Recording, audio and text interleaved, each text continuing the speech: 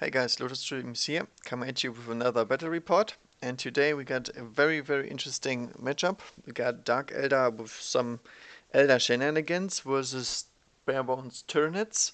And those are a really interesting lists because I ran both of these in 7th edition and they were pretty bad back then.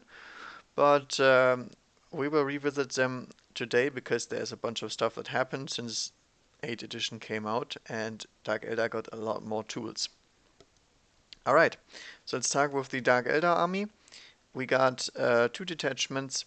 We got the battalion detachment, which has an homunculus with Hex Rifle Venom Blade and Urian Rakath with his normal setup, and 3 units of acolytes, also with a Hex Rifle on the Echotheist. One of them has 5 and the other 2 have 6 models. We got Grotesques, 2 squads of 10. That's about 700 points right there. In case you don't know what a Grotesque does, a Grotesque is basically a glass hammer, or used to be a glass hammer. Instant winning combat something that could never get across the board. That was basically their only issue. Nowadays they have great tools because we can deep strike them with the Way Porter, which we will do. And there's some things that changed about them. For example, they do have a 5+ invuln save now, thanks to Insensible to Pain. They move in 7, so a little bit faster. Their weapon skill is 3, so they actually hit something in close combat, regardless of initiative and whatnot problems. Their leadership went up to 8, which is very high for Grotesques. They used to be like 4. And basically they are still toughness strength 5, 4 wounds, which is an additional wound, and 4 basic attacks. Doesn't matter though, because they have a Monstrous Cleaver and Flesh Gauntlets. So Monstrous Cleaver gives them +1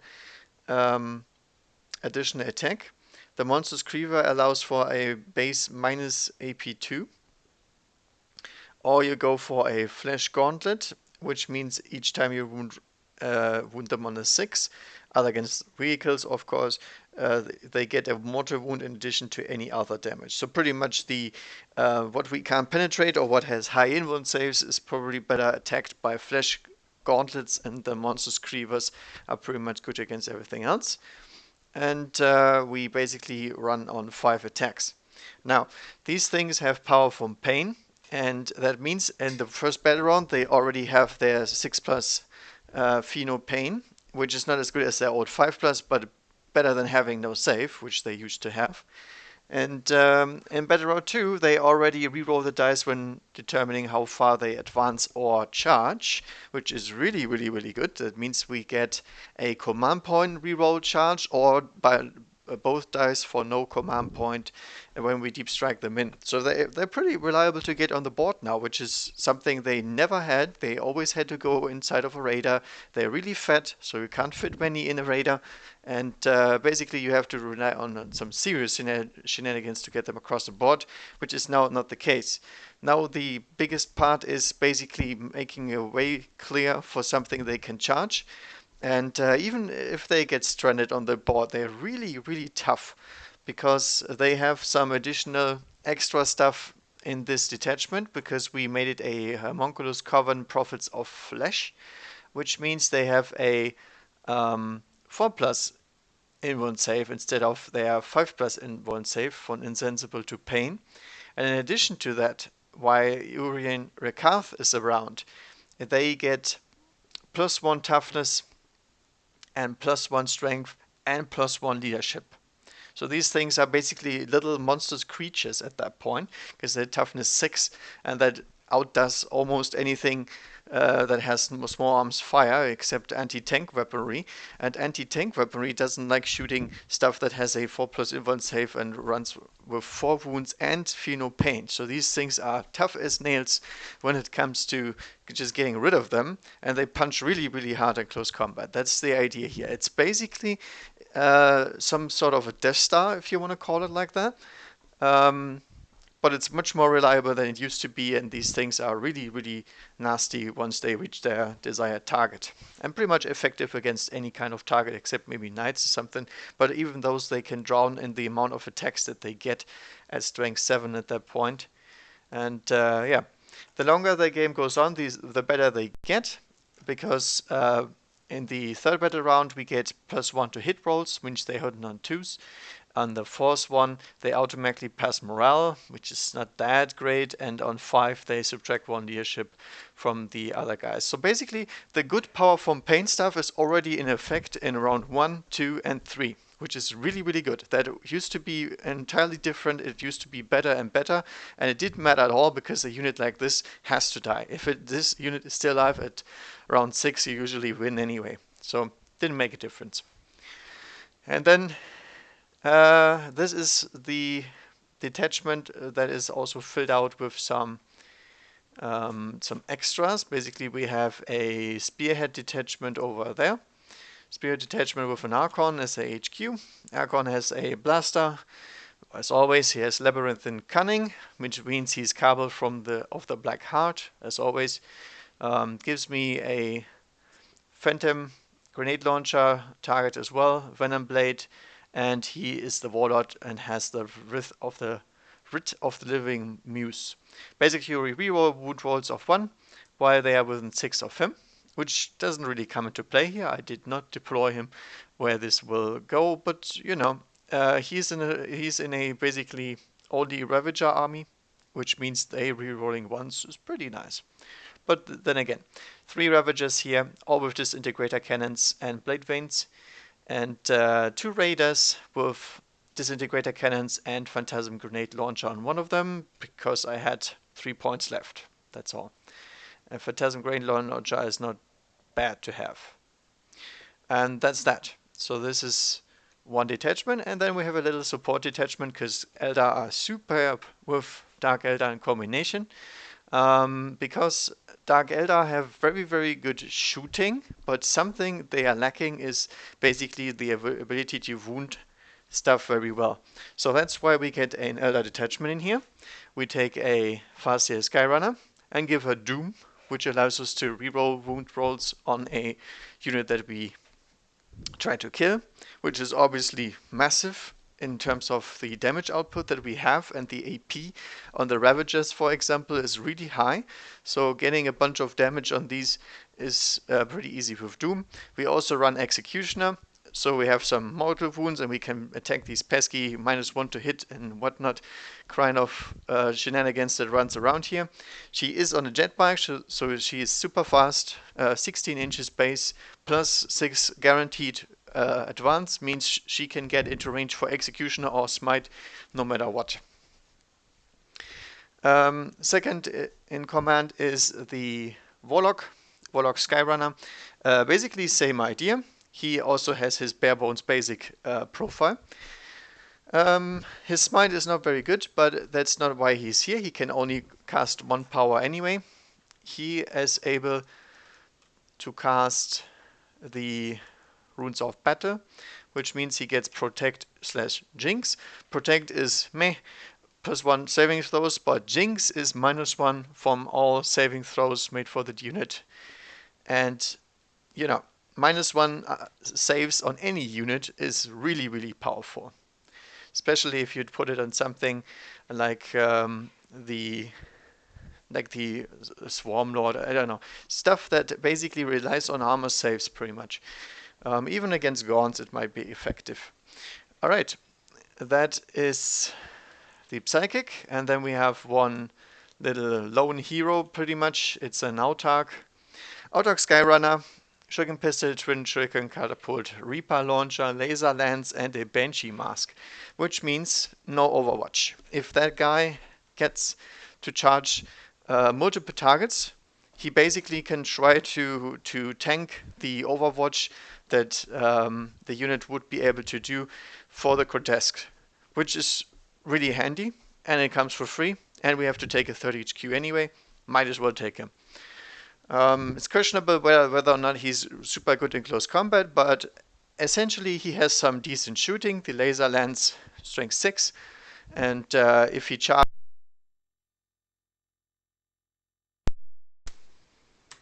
And obviously he is a beast in close combat. In terms of damaging, he is a little bit tougher. He is pretty decent. Rerolls once. And all of this looks like a ITOC, but it is Bietan. I simply do not have a Bietan skin for these guys, which sucks, but you know, gotta deal with it. We only have a ITOC, Samhan, maybe Ulfa, some models that I made, but that's okay. So we can guess what it is. Swordwind, so +1 leadership and reroll hit rolls of 1s for shuriken weapons, which is not a big deal here. Not really yet, at least. But might as well take it while you can, right? So that's the Dark Eldar / Eldar army. Very interesting stuff. We have some character sniping going on here with the Echo Slice and the Homunculus, and then a big Death Star and some shooting support in order to clear away the dudes that try to block our deep striking, which is the main priority against an army like this. And then over here we have the Tyranid army. 2 battalion detachments. First one is led by the Swarmlord and Old One Eye. Old One Eye, you might wonder, well, why him? He is a Carnifex that basically is bulletproof because he is a character below 10 wounds. And you can hide him. He has a pretty big punch in close combat because he gets additional attacks when he hits. He is the only Carnifex that can hit on 3s with his big weapon. He gets an additional attack with his treasure thighs, and I don't know. He's pretty decent. Good one. And then we have 3 troops. We have 29 Hormagaunts because I couldn't fit on the last one. And then we have 19 Gene Stealers and 4 Asset Maws. 2 groups of them. Just bare bones basic, obviously no upgrades. And all of this will be Kraken. So everybody will roll 3d6 for advancing and pick the highest. And we also get a really nice stratagem for these guys, which I'll talk about later when we go to tactics. Then 2 Hive Tyrants with Devours. All the Devours they can fit on their little arms. 4 of them in total. So they pop out some shots. They're here for some Daka and attacking these squishy units on the field and capturing some objectives, since they're not considered a flyer and they're still very, very fast. 6 Hive Guard, because Hive Guard are awesome and they have very good shooting against most targets. Ballistic skill 3 is always a good thing to have. All of them run the Impaler cannons. It's 2 shots, strength 8, -2 d3 damage. And it doesn't matter if they see them, and it doesn't matter if they're in cover, which is nice. 3 Venom Thropes, obviously, so everybody has their -1 to hit bubble. These will be attracting a lot of firepower, hopefully, and will make this melee sluggish army a little bit more safe against shooting. And then 4 groups of Ripper Swarms, because the Swarmlord got reduced in points and I used not to fit anything else. So, Ripper Swarms are troops, objective secure, you can deep strike them. They are good for area denial and objective holding in the backfield. Their profile is not really good to fight because they're hidden on 5s and everything, so that's their only use pretty much. They die rather quickly, but they do their job most of the time. And that is both 1999 points of dudes. And now to the psychic part. We have Catalyst on both my Warlord Tyrant, who has the Kraken relic, which makes him -1 to hit, and on the Swarmlord. And then we have the Onslaught on the Swarmlord as well. And the other one has the Horror. And the other Swarmlord has Paroxysm and Psychic Scream. So basically we have everything except the first power, because it's not really useful.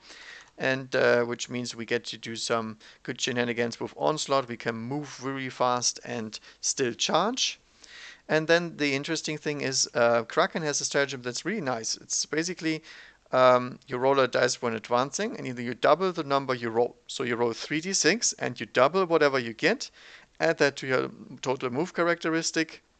And then we still get to charge because of Onslaught, or because the Swarmlord has the ability Hive Commander, which means you get to do everything. You can advance, move, advance, shoot, and charge in one turn. So we can explode something across the field.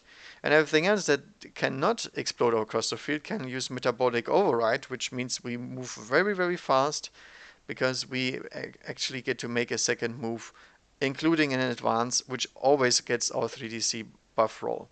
So basically, Kraken is very, very fast. That's what they do. And funny enough, in this matchup, this is gonna be weird, very weird. So basically, what I wrote for is deployment. It's frontline assault. The mission is ITC mission number 3, I think, which is the cut to the heart. So you basically have 3 objectives. 1 in the middle, 2 in the spawns, and then if you control this one and the middle one, you get an additional point. Otherwise, all the same. And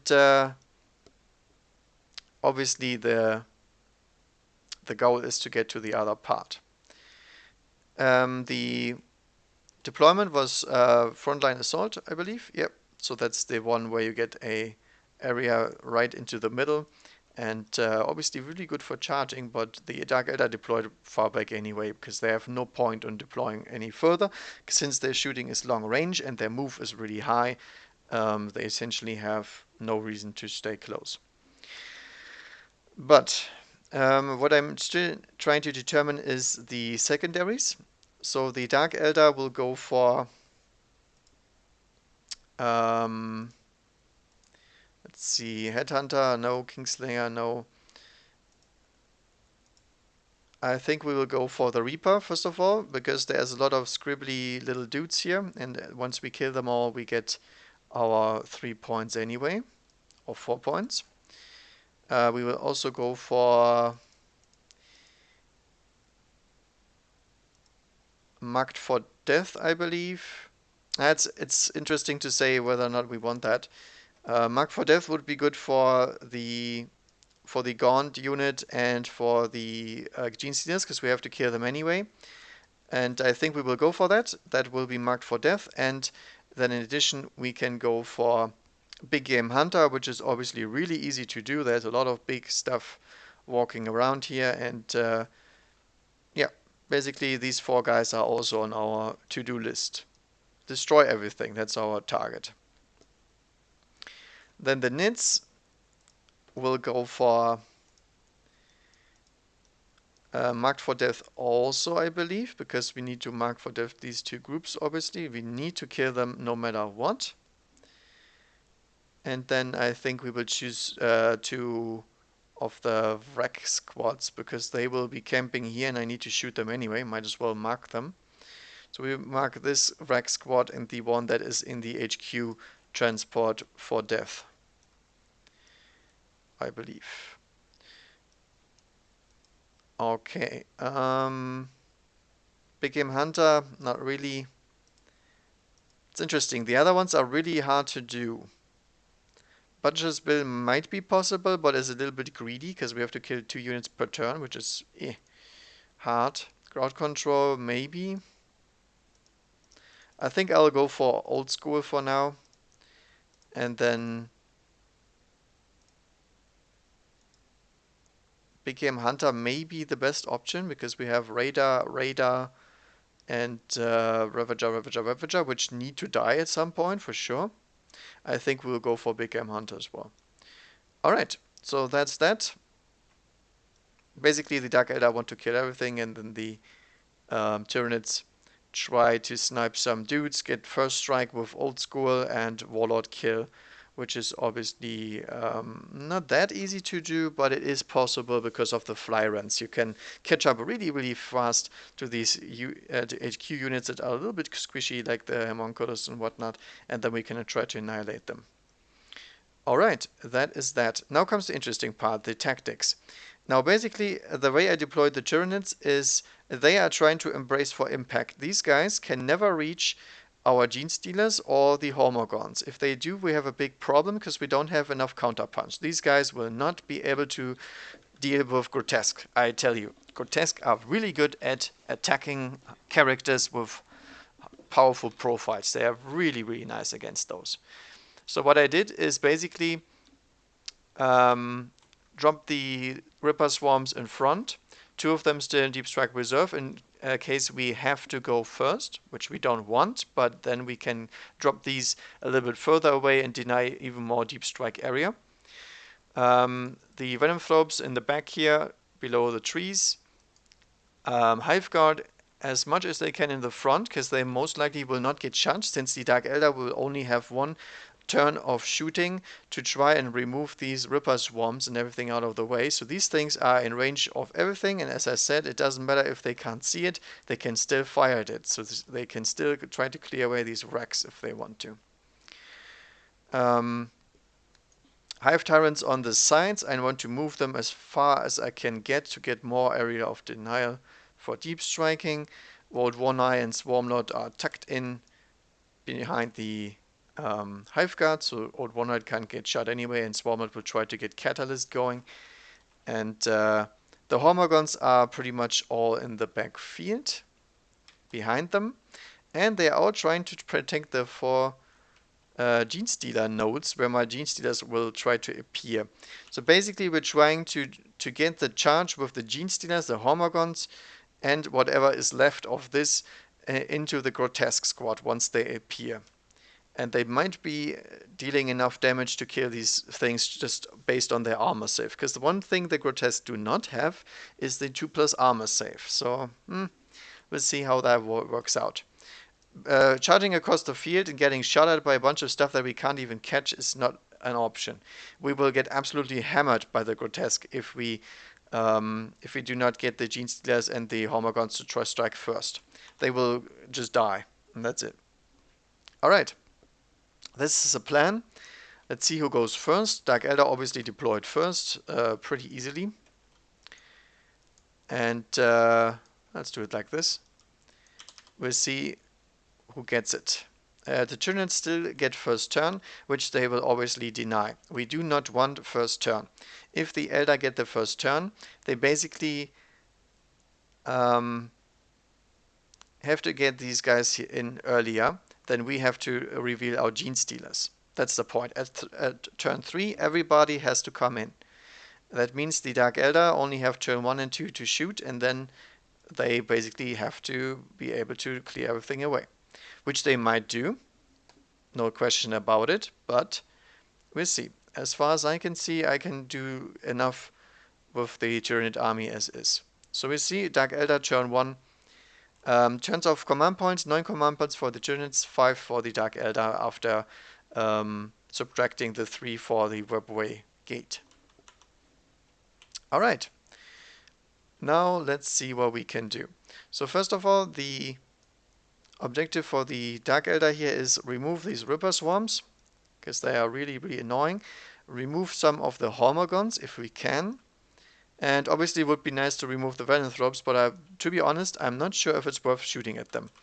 Our Ravagers and whatnot are not very good against these kind of models, because we have a lot of Disintegrator Cannons, which means we deal 2 damage each on a Hive Guard, which doesn't really add up too much, and Venom Throbes also have their 3-up, 3-up, but we might be able to do so. Let's see what we can do. Doom has a range of 18, so our objective will be getting the Farseer within range of something that needs to be doomed. We don't care about getting charged by Hive Tyrant, that doesn't really do anything against me. So basically we can try to get within range of this Venom Throbe.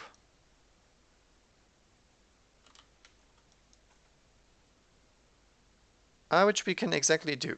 So this is moving 16 forward.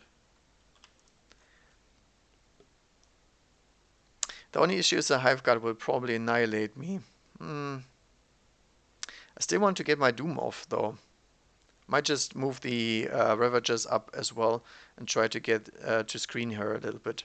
Okay, let's do this differently. We basically we can try to just take the Hive Guard out. I think that's the smarter play here.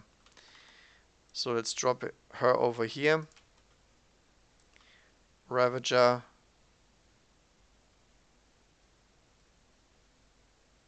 Moves forward like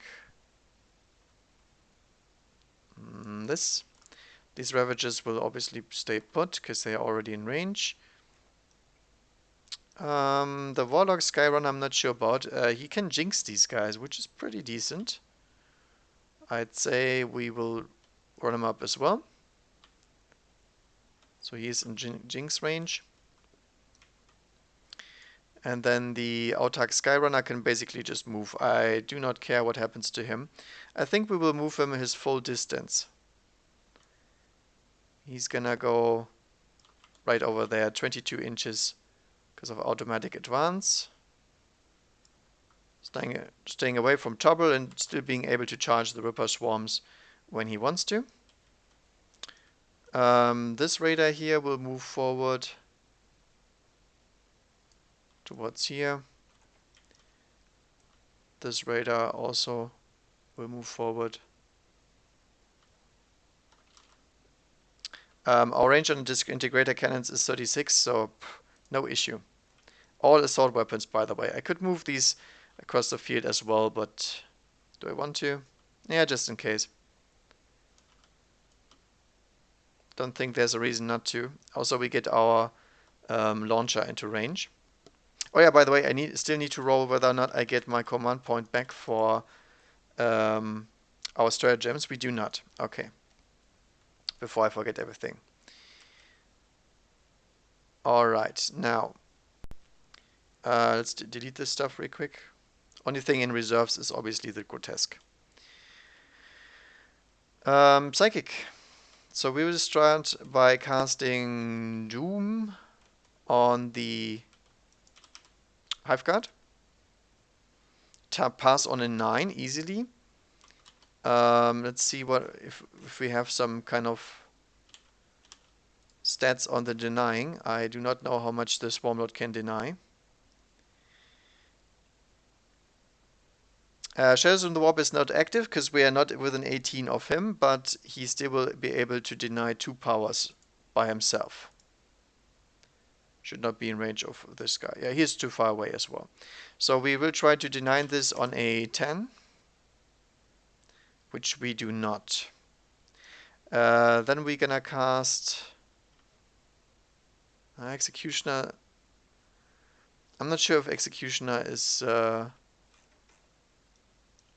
wait. Wrong set. What's the range on Executioner? It's also within 18, it's the nearest model. Okay, so we basically have to get lucky in order for this to do anything. So Executioner on the Hive Guard as well. 7. We pass on an 11. Perfect. Would have been a super smite, but you know. The Swarmlord will try to deny that as well. And he does not, because it's really, really high. How many water wounds does we cause? We need 2 here at least. Nice, that's 3. So since this guy is killed, Executioner basically is a smite with 18-inch range, and if anybody is slain, you get an additional D3 mortal wounds. So that's as good as it gets in terms of damage output. Let's go again. Perfect. So we kill this one, and this one drops down to 1 wound. Good stuff. So Warlock Skyrunner is going to try to jinx these guys and reduce their armor save, which is a 4-up at the moment, to a 5-up. Actually, is that necessary? Yes. Let's just do it. He passes on a 7. The Hive Tyrant will try to deny this time, which is denied. Okay, so it doesn't matter really. This is the least important power. The Doom was the more important one. So the Hive Guard is doomed and lost one of their models, in addition to already losing one of the other guys to 1 wound, which is pretty powerful. The Autark will try to shoot them with the Reaper Launcher. Because the Reaper Launcher is heavy, I need to get -1 to this. I think we will go for the Star Swarm missiles, because they all we have Doom on them. So 2 shots hidden on 3s. And we wisp with 1, unfortunately. Cannot reroll that. And wounding these on force, because they're toughness 5 versus strength 5. Which we do. Actually, we're not hitting on 3s, we're hitting on force because of the venom throps around. But this one hit anyway. And this is AP minus 2, I believe. Yes. So that is one save. Nope, no save. Needed a 6 there, and that is 1 hive guard destroyed. Okie dokie. Let's see what's the range here. Yeah, everybody's in range. So basically we have a bunch of lances that we can shoot. Do we have anything else? I guess the Wrecks can also try to shoot them. My Wrecks have the Hex Rifle on them, so the Hex Rifle might be in range. It's 36 range, I think. So, 1 Hex Rifle from here, from this squad into the Hive Guard, hidden on force, I believe. Nope. 1 Hex Rifle from here in here, also hitting on force, 1 hit. Strength 4, so wounding on 5s. Yep, that is it. I forgot the freaking -1 is again, but again, it didn't matter. It's AP -1, so they are on a 5 up. But we also get a mortal wound, because this is a 6. Okay, they make their saves, but 1 mortal wound goes through because of the 6. This dude is not doesn't see anything at the moment. I don't think so. And these guys are out of range. So I guess we can go with the disintegrating now. Really nice. This 1 wound is really a big deal because of the fact that we deal 2 damage a pop with all the raiders and whatnot. So raiders shooting next. 3 shots, hidden on force. And the raiders are all part of the Cabal of the Black Heart, by the way. So we get +1 to power from pain, so get inured to suffering pretty much. So 2 hits, wounding them on force because it's strength 5, and re-rolling because of doom. Unfortunately, it didn't make a difference. Disintegrator cannons are -3, so that is no saves whatsoever. And that is just 1 hive guard down. Then this raider here, also hidden on force because of these pesky venom throps, but it didn't really matter. We did not get anything either. And that's a wound, and that is no saves. Hive guard is really squishy once you have high AP and ignore their toughness. Over here, Ravager into the Hive Guard. Now this thing obviously has 3 of these cannons, also hitting on force. There's 1 that I missed, otherwise everything is the same. Wounding on force, rerolling because of doom. And that is another 1 dead and another 1 dead. Okay. So I guess I should have tried to shoot at the venom throps. I didn't know I did that much damage. I'm a little bit inexperienced, as you can tell. So I guess we shoot 1 of the Ravagers into the venom throps, because 1 of these Hive Guard can't really threaten us anymore. He's pretty much out of the game. So it's another 9 shots, this time into the venom throps. Again, 1 shot missed because of their ability. Venom Throp is only toughness 4, I believe. Where is he? Yes, only toughness 4. So no rerolls because we didn't doom them. And yeah, pretty much no save, right? It's a 5+ save, so no saves here. That's 1 and a 2. That's one Venomthorpe, two Venomthorpes. Really nice, because these Venomthorpes are pretty pesky. Now we do put two Disintegrator Cannons from the last one into the Venomthorpe and one of them into the Hive Guard. I'm missing twice. And that Venomthorpe is toast. Where is he? Good sir. There he is. Hive Guard. This time we're hitting on 3s. Didn't matter. Doom. No. Nothing. So this Hive Guard is left, but we do kill the first unit. Which doesn't do anything for our points, but technically we have first strike.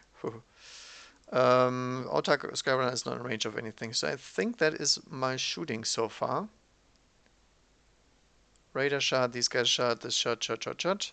Okay, so doing pretty fine at the moment, but now the Warlord cannot cast Catalyst on these guys to protect them. So that was a pretty good first strike. We removed everything that was necessary, and now the Tyranids basically have to make up for it by hopefully shooting a lot of stuff with the Hive Tyrant, but their weapons are not really effective. And I saved my Wreck Squad over here to hold my objective, because the Hive Guard now cannot kill them in one go, which is really nice. So Dark Eldar player turn, we killed one, we hold one, perfect. Obviously we do not get the bonus. First turn Tyranids. Let's see what we can do. Now, obviously, we need to spread out with the Hive Tyrants and everything. So this Hive Tyrant here is gonna... How far is he gonna move? Is 16? Towards here. We don't charge this guy, but you know, we can still try to shoot him because he's now our closest target, and the Autark is really annoying. You gotta get rid of him because he has the Banshee mask, and that doesn't really allow us to do anything. Hive Guard is gonna stand still because heavy weapons. Not sure about the Swarm Lord. The Swarm Lord could try to go for the big charge. How far does he go? He goes 9 inches plus an advance, so he can try to go here and then charge this thing. Well, it's a 10-inch charge, so we have to use Hive Commander or yeah, something on him. And I don't really want to lose him. If he goes out here, he's gonna die instantaneously. Problem is he gonna do much against the Grotesque? That's the question we have to ask ourselves. So looking at his profile, he's got 6 attacks with 3 damage a pop on the Bone Sabers, in addition to causing mortal wounds. That is pretty decent against what's coming at them. Now is the question, do we send Old One Eye? Old One Eye also has 3 damage a pop. At a very high wounding roll though, he can wound very, very well. Screw it, I think we're gonna send Old One Eye. So Old One Eye is gonna advance. Not really that... Oh yeah, actually, Kraken. Oh, is he Kraken? No, he's not. He's no Hive Fleet, right? He is Hive Fleet. It's really interesting. Old One Eye basically can be played in every Tyranid army, but he doesn't have a specific Swarm Fleet, which is really interesting to me. So he moves his 12 inches, which is pretty nice for a Carnifex. He's very speedy. Let's see what's the range. Oh, he can actually try for a charge anyway, but he can't reroll that one, so probably not the best idea. This Hive Tyrant will... well, no, advance. No. He's just gonna move. Can we move in such a way that this guy is the closest? I don't think so. I think we can't kill the Farseer. No, we can't. Okay, so in this case, we're gonna go over there. This Ripper Swarm here is gonna advance for sure. Let's see. How far can they go? They can go 9 or something.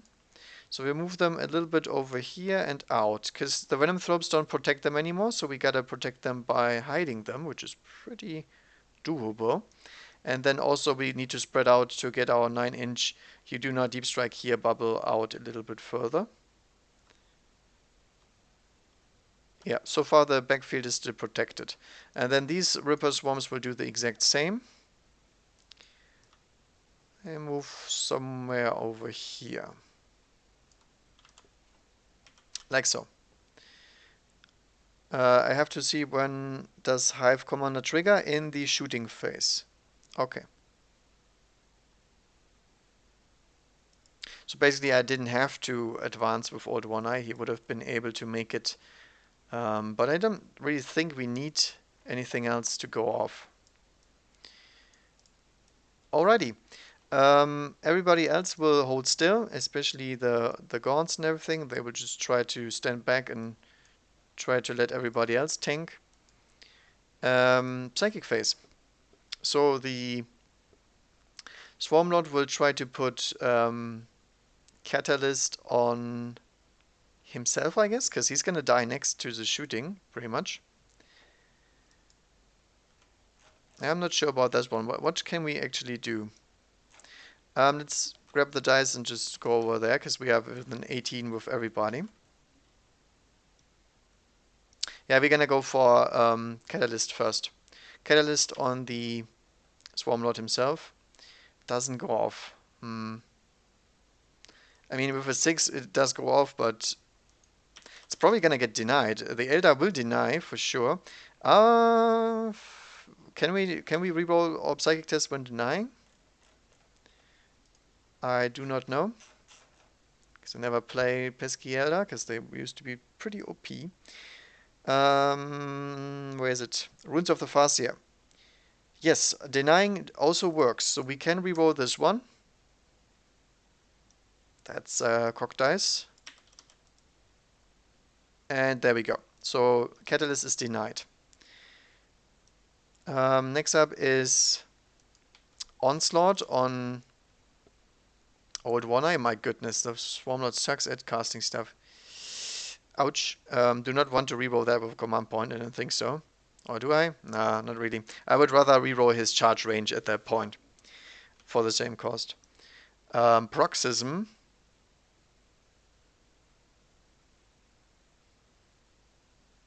I mean, why not at the same time? Paroxysm on... Nah, I don't bother casting that. I will just smite instead later on. Let's go with Psychic Scream on the Flyrant. Warp Charge 5 does go off. He is in deny range for sure. So we will try to deny, because the Farseer can deny 2 powers. Is it enough? 7? I actually forgot what the Hive Tyrant rolled. Was it a 6? Okay, let's assume this it was this. So it is denied. Brain fart right there. But okay. Alright, so we still have 2 abilities to smite if we want to. And this time the Farseer can't deny, but the Warlock can still deny stuff. 16. So the Raider is gonna get a smite. No. Or not. And then another smite over here. Probably into the Autarch, because he's the closest. Doesn't go off either. My goodness, these guys are unlucky with their Psychic. Or the Farseer is good at denying, however you want to call it. So basically nothing turns on. We manifested but got denied, and we failed to manifest a lot. That is not good. So basically what One Eye is gotta do the gold old charging without moving stuff. Because I moved up the Ravager to protect the Farseer, which is, in my opinion, absolutely fine, because the Ravager can, if it doesn't get damaged, it can still try to fly away, basically, because it has a fly keyword. So, Hiveguard is going to fire the Impaler Cannon into that Raider. Do we get any minuses? I don't think so. I think the Raider doesn't have anything. Just have the Night Shield. So 2 hits. Strength 8. Wounding on not once, but 1 wound is going through. It's AP minus 2. So the Raider is on their 5-up invul Night Shields. Night Shields fail. It's D6 damage. 2 damage. And as far as I know, the Raider will get their invuln saves, right? Because we have Cabal of the Black Heart. Everybody that has Power from Pain gets +1. But units that do not have Power from Pain get Inured to Suffering instead. Not sure about this, but I'll assume this works for the Raider, because it doesn't have that ability, but it will profit from this one. Okay, so it actually saves a wound. I'll look that up after the game in case I'm wrong and the obsession only applies to certain units or something like that. All right. Next up is the Hive Tyrant. Hive Tyrant will try to shoot the Autarch off his little bike. That's 3 shots per Devour. And means we have a lot of shots in total, as always. Devours with Brain Leech Worms are Strength 6, but no AP, damage 1. So 12 shots hidden on 3s. Can we reroll anything? Don't think so.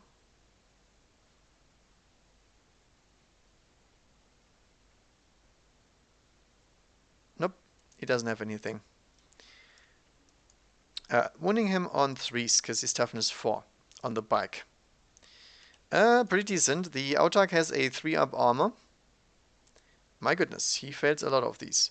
So Autarch drops down to 3 wounds remaining.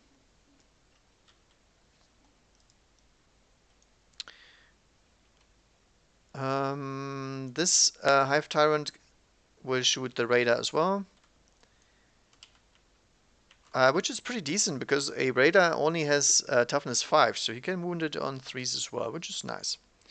Alright. Hitting on 3 still. Winning that thing on a 3. My goodness, that did not work out. 4-up armor, and it passes both its saves. Yeah, that is not good. But he couldn't see the Rex, so there wasn't really a better target than the Raider at the moment. So, fair enough. Now, next up is the charging, because I don't think we have any different weapons. No, everybody else cannot really shoot because they are a close combat based army. So Old One Eye is gonna charge this Ravager, and this Ravager only, because I don't think he wants to tank the Overwatch for both of these.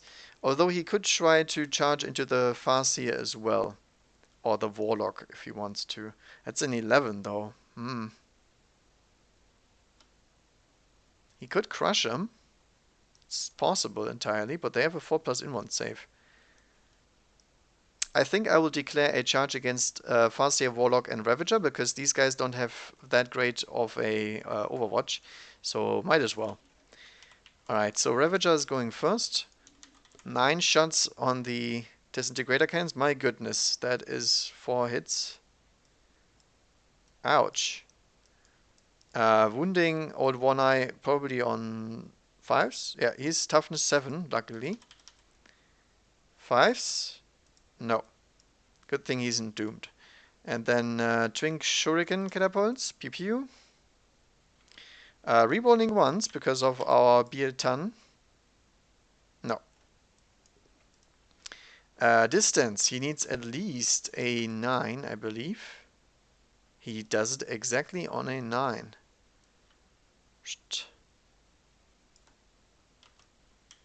He can't really get... he can't make it. He can make it into the Ravager for sure, but he can't really do the wraparound, because this is all part of the model, and we have to move him around here, basically. That's a long, long way to go. Okay, so basically, since we have a few more inches and we can't make it around, we will move him this way so he can put both of these in close combat with him. Alright, so then immediately he's gonna pile in and to make this wraparound complete. And then we can get to see what Old One Eye does. I think I never got this guy into close combat.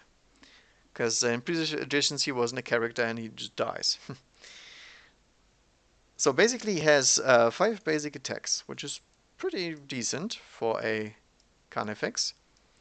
And we will activate his, what's it called? His Monstrous Crushing Claws. And that means he will get -1 to hit, but he gets +1 to hit because we have Immortal Battering Ram. And we also get to use a 4+ Mortal Wound immediately upon charging this or this Ravager. I will put the Mortal Wound on this Ravager. 4+? Yes. Because he's a Living Battering Ram, as always. And that is D3 on the Mortal Wounds. 2 wounds off this Ravager for charging. Pretty good. So we're still hitting on 3s now, because of the +1 for charging. And we're re-rolling once, because he's the Alpha Carnifex. And thankfully we do that, because that is not a good roll. My goodness, still not that good, but okay. So 3 of them in here. This is strength 14 or something stupid, so wounding on 2s. Kaboom, that is 3 wounds. Now there's one interesting question. Is the Knight Shield in close combat as well? No. He doesn't have any shields here whatsoever, so he just takes his 9 wounds, because it's a flat 3 damage. So the only question remains, does he blow up? No. So Ravager goes pop, and we still can't really pile into the Skyrunner because we're too far away base-wise. Yeah, I can't do it. So I'll pile around... kind of hard to do.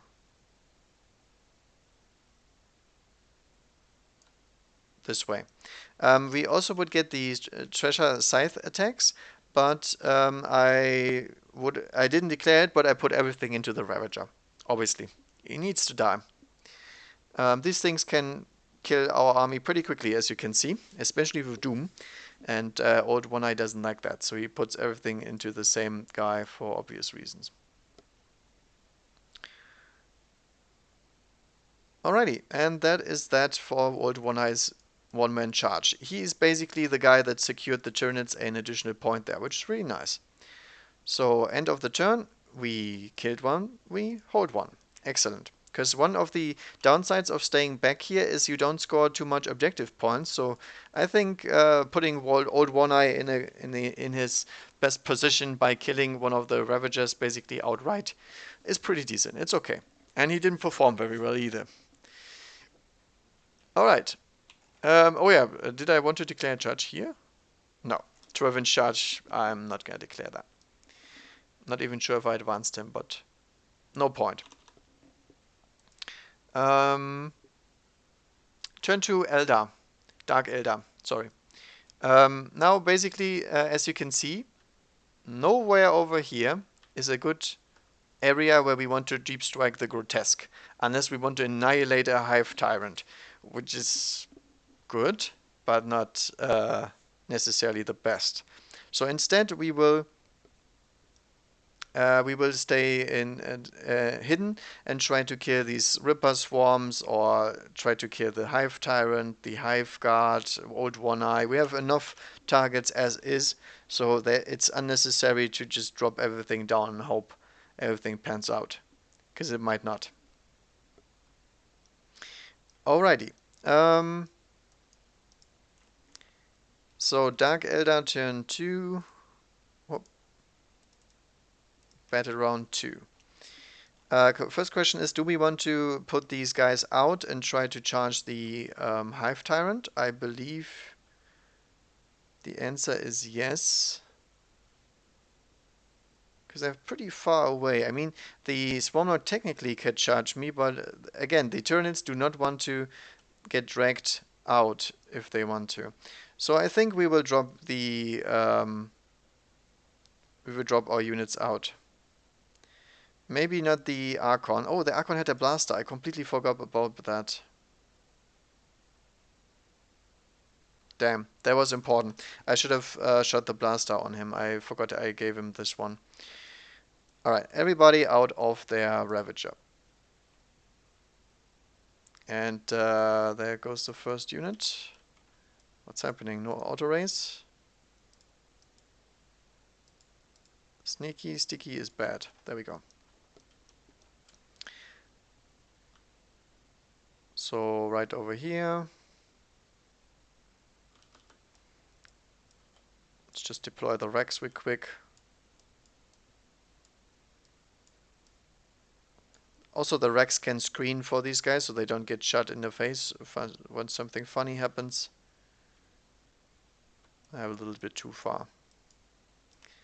Then Homunculus, Rakath, and the Archon. And then we get to move our whatever it is. 7 inches. 7 inches. Everybody got to move his 7, and the Archon is a little bit quicker. Doesn't matter though, I'll just keep them behind. I can do something else. Then the Raider is gonna... it's gonna fly a little bit over here.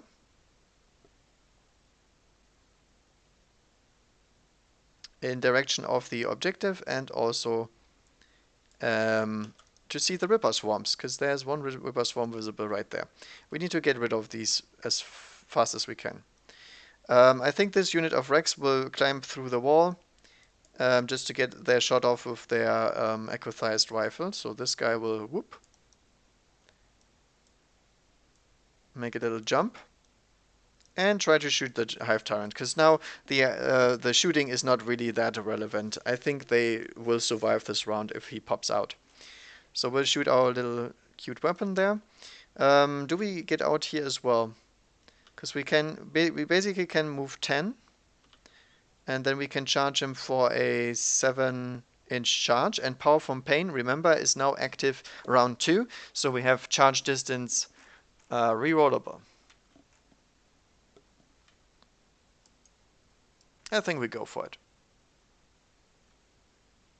I'm not sure what I will shoot this turn, but I think this guy probably one of my targets. Let's move out.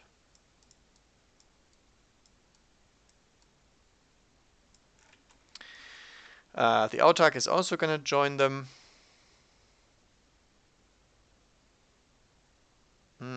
Let's put him right in between both of these so I can decide whether or not I want to charge Hive Tyrant or Ripper Swarm. The Ravagers will move, obviously. Because they're flying, they don't count for fallbacking or anything weird. Actually, I will just jump him over here. So he gets away from old One Eye.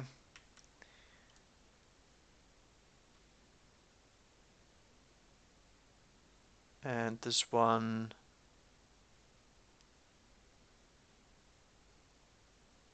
will move over here. Basically, we try to clear away this flank with charging and shooting, and our little duo here is going to try to get rid of these pesky Ripper Swarms, and also get in range of all our psychic shenanigans that we can do, which is Executioner and whatnot.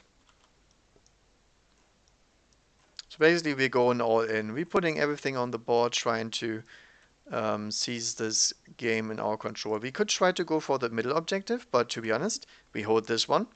We will never get this one, and holding 2 objectives is only relevant at the end of the battle round. Oh yeah, I completely forgot about that, by the way. Nobody killed more, but the Tyranids didn't hold more either because they were not on the objective marker. So this is a 2-2 end. No more is scored because there's no kill more, hold more objective. So we could seize 1 point by putting a unit here, but I don't think it matters. Sorry. Psychic. So, first thing first, a Farseer Skyrunner is gonna cast. Let's see. Doom on the Hive Tyrant. That looks like a fail. Reroll, please. 6 is still a fail, I think. Shadow in the Warp gives -1 on a test, and we have rolled a 6. I'm not sure about this one. I didn't actually remember how much I need. Need a 7, okay. Nah, I'm not gonna bother. There is a stratagem that can help me here. I can go for the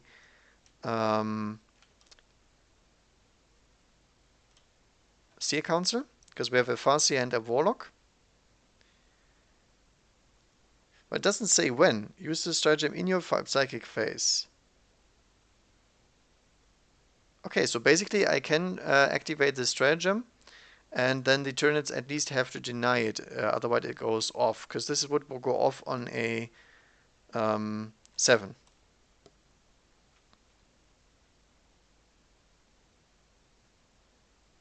Yeah, I'm not sure. I don't think I'll use it.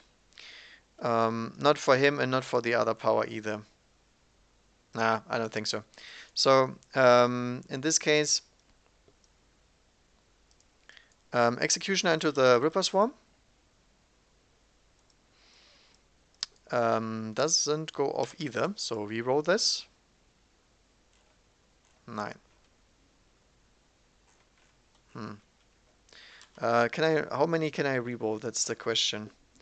First, see a Skyrunner. Once in each psychic phase, so okay, so I can't re-roll that. I could re-roll one of these dice though with a command stratagem, so let's assume I did that, because I would keep the 3 anyway. And this one will go off, unless the turns deny, obviously. 10 to deny, 9, sorry. No. How many mortal wounds on the Ripper?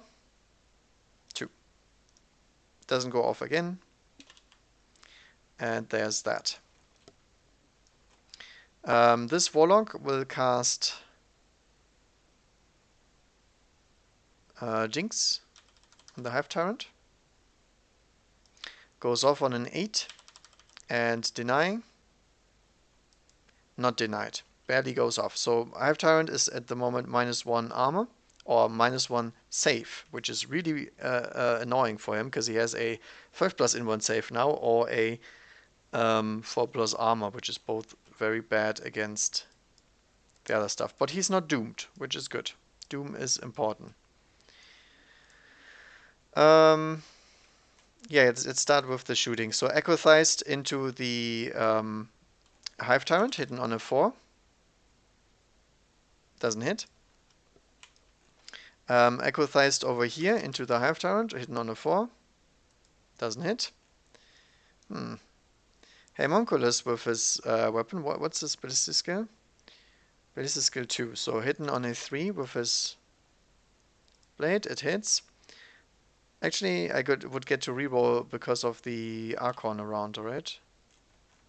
No, the Archon is not part of his army. So this one hits, wounds him on a 5 or 6, doesn't do anything. Then we have the Blaster on the Archon. Hits. Wounds on a 3. Which wounds? Okay, this is really annoying for him. So this is a 5+ in 1 save, otherwise d6 damage, and he makes it. Unfortunate for me.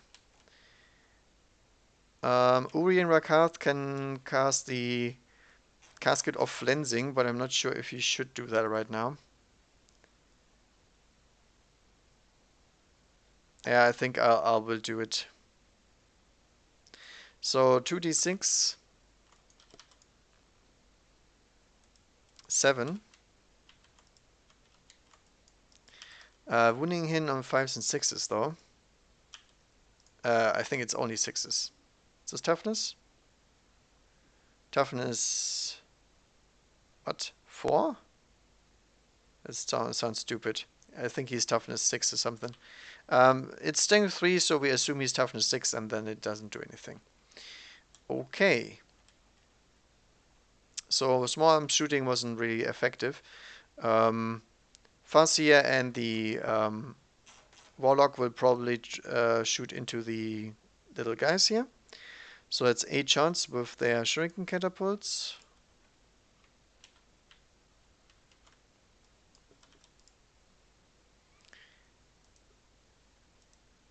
Oh, actually, I can't roll these together. This is the Farseer. Hits. And the Warlock only ballistic skill 3, unfortunately. Rerolling because of his Beaton. And this is wounding them on, let's see, 3s because they are toughness 3. Okay, pretty decent. One of them has Blade Storm, right? Because it's a 6. Yeah. But they have a 6+ save anyway, so not the most relevant one. But on everything else, they would get their 6-up armor saves. So that's 1, 2, 3, 4, 5, 6 wounds. Kills the first base.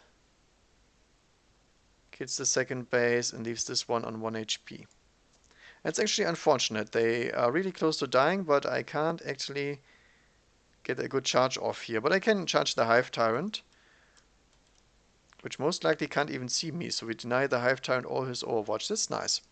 So we have to get rid of that one Ripper Swarm. Can the Ravager see him?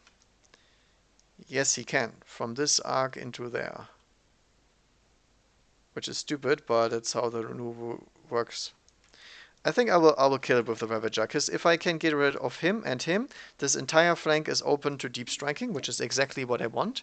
And then over here we have more than enough Ravagers, I think at least, to get rid of the Hive Tyrant and try to clear that flank as well. That would be very good to have. So in this case, the Ravager will actually fire, the Raider will fire into the tiny swarm over there, hits with everything, wounds on 2s, 3s, sorry, because it's strength 5. And it doesn't have any saves whatsoever, because even with cover or anything, it pierces through the AP. So Ripper Swarm is destroyed. Really worried about this Hive Tyrant though, he's still very, very alive. Yeah. Next up is the Autark.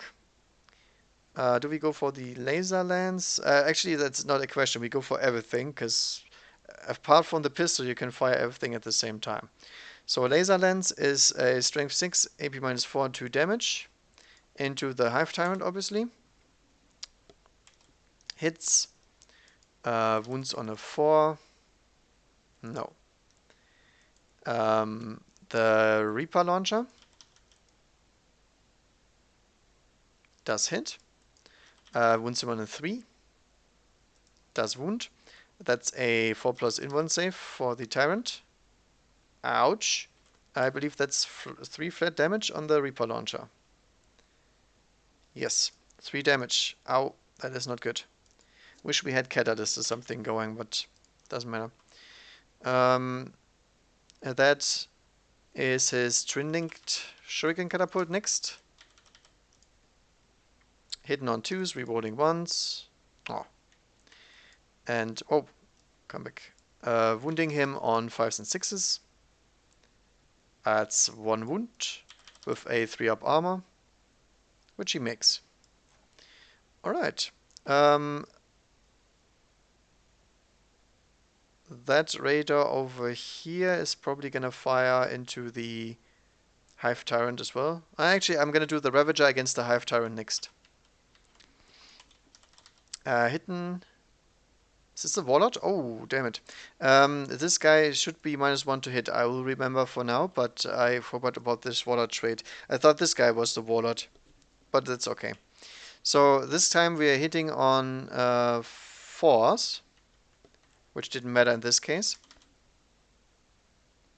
Wounding on 5s, which is 2 wounds with high enough AP to trigger his 4+ invuln save. Ow. Takes 4 damage, drops down to 3. So now he's pretty crippled, but he's still alive. I think I will leave him alone for now. I think the Autarch should be able to kill him in combination with the Echo-Theist. Maybe not, but we'll see. I'm going to put some shots into Old One-Eye as well, because he only has a 3-up save, and we ignore that with the Ravager, which is nice. And we can hit him properly. So, all of these shots into the Old One-Eye. Ouch, that's not good hitting. Wounding on 5s and 6s. 2 hits. And it's -3, so this is a 6-up. And he fails, so he drops down to 5 wounds. Now the question is, what do we do with the last... I think the Raider is going to shoot into the Hive Tyrant as well. So hidden on 4s. Whoops, sorry. Hey, all of them hit. And wounding on 5 6s. Oh, that's 2 wounds on him. 4+ saves. I will command point that, because that is no bueno for the Tyranids. Reroll. He makes it. Okay, so he's left on 1 wound. That was pretty close to death right there.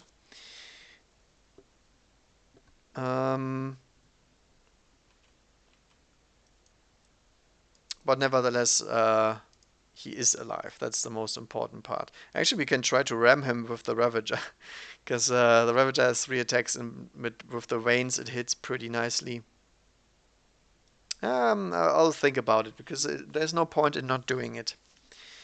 Also, we have to get away from Old One-Eye, because he survived more than I expected. I thought I had more firepower, but I basically just ignored him at this point, because he's not relevant to my grotesque attack later. Alright, I believe that is my shooting. Raider, Ravager, Ravager. Wrecks all fired. Okay, so this time we will declare a charge with the Autarch against both the Hive Tyrant and against the Ripper Swarm, and nobody can overwatch because of the Banshee Mask. So basically he's just tanking the overwatch for the Rex and the Ravager. Rex will declare a charge against both of these targets, obviously. 10 inches is more than enough to get both of these. That's really nice. Ravager will also declare a charge against both of these, but I think with a 6 we barely missed the other guys. But this is really nice because we can pile around him, and then once the Hive Tyrant is dead, we can try to consolidate closer around the Ripper Swarm and try to get away from Old One-Eye. We obviously will get charged by the Swarm Lord at that point, but that's okay. I am fine if he moves, because then this entire thing will break down rather quickly. Am I in range of any Gene Stealers yet? I don't think so. No.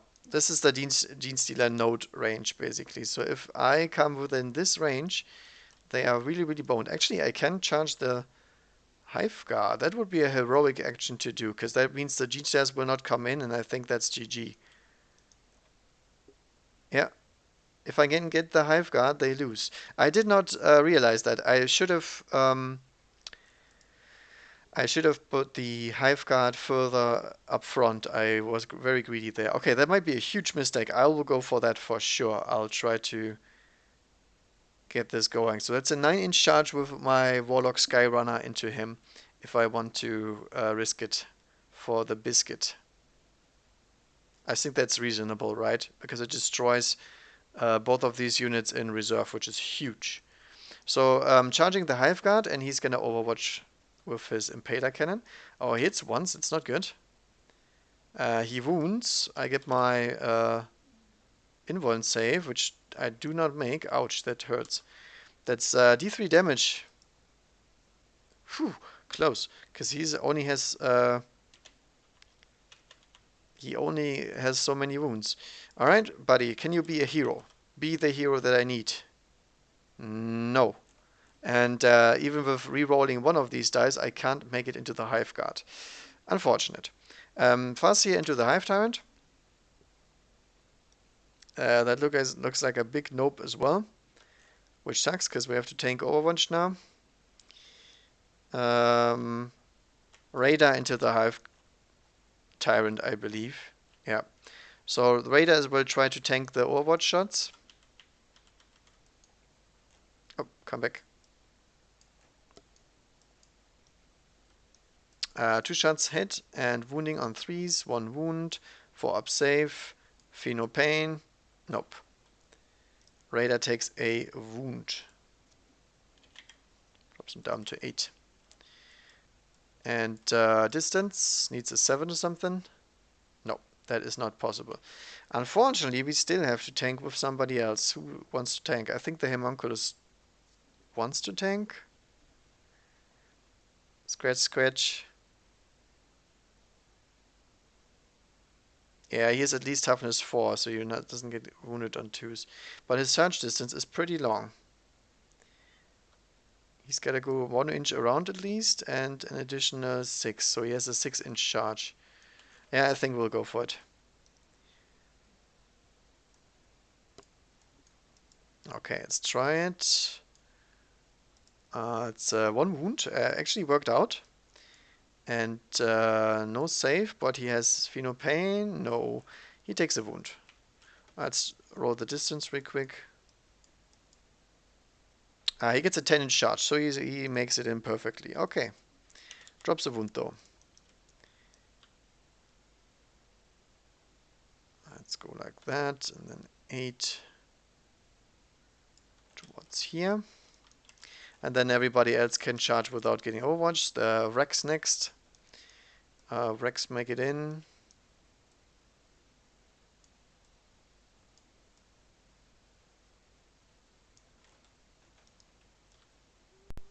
I'll try to wrap around a little bit so I can go for the objective later. And then fill the gaps so everybody can charge. Yeah, this guy is still in range. Alright, Urian next. Makes it. And the Archon also makes it. Alright, so we'll try to wear him down. Don't think it will work, but you know. Gotta take some risk at some point. And I believe that is that. So we can start fighting now. Question is, do we want to put a Ravager into the Hive Tyrant or not? The Ravager has Blade Veins if he wants to, so he gets -1 AP. But it's only strength 4. I think we'll still go for it. Do we have anything that helps us here? Because this is going to be very important.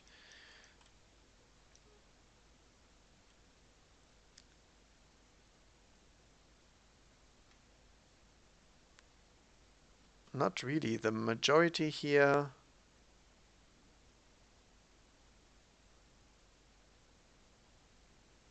Oh, I forgot about my Phantasm Grenade Launchers. That was a mistake on my part. I completely forgot about the weapon. That's actually important because I wanted to shoot a Torment Grenade or something like that. Alright, so we're gonna pile in 3 inches. Like so. Right in between everybody. We're gonna hit him on 4s because we have weapon skill 4 on these guys, which is nice. Ow. 5 and 6s, come on, lucky 6, lucky 5, no. I will command point this actually. Alright, this will be very, very nice if it goes off. And a 4+, the Hive Tyrant survives, unfortunately. Okay. I guess we go for the Skyrunner on him then, because he has to die. We can't leave him alone. We can go for the Laser Lance, which is only strength 6 at the moment, because we charged. So AP -4, 2 damage should be good. Yeah, I think I have to go for the Autark. So hitting on 2s. Rerolling 1s, thanks to himself. And wounding on 4s, because he's strength 6. And those are 4-up invuln saves. And that guy is dead. Yeah, we overkilled him a little bit, but you know, that's what happens. Does he go frenzy? Something, something? No. He is just removed. And that is the Warlord dead. Do we get any points for that? We get 1 point for Big Game Hunter at least. Now the Rex will pile in and try to find the Ripper Swarms. We have 2 attacks on the Aquasized. Actually 3 attacks, wow. And 2 attacks on everybody else. So that's 8 and 3. I gave him a Venom Blade, right? I'm not sure about that one. Let's look it up real quick. He does have a Venom Blade, actually. So I have to roll him separately. And everybody else has Homunculus tools, so that's 4 ups.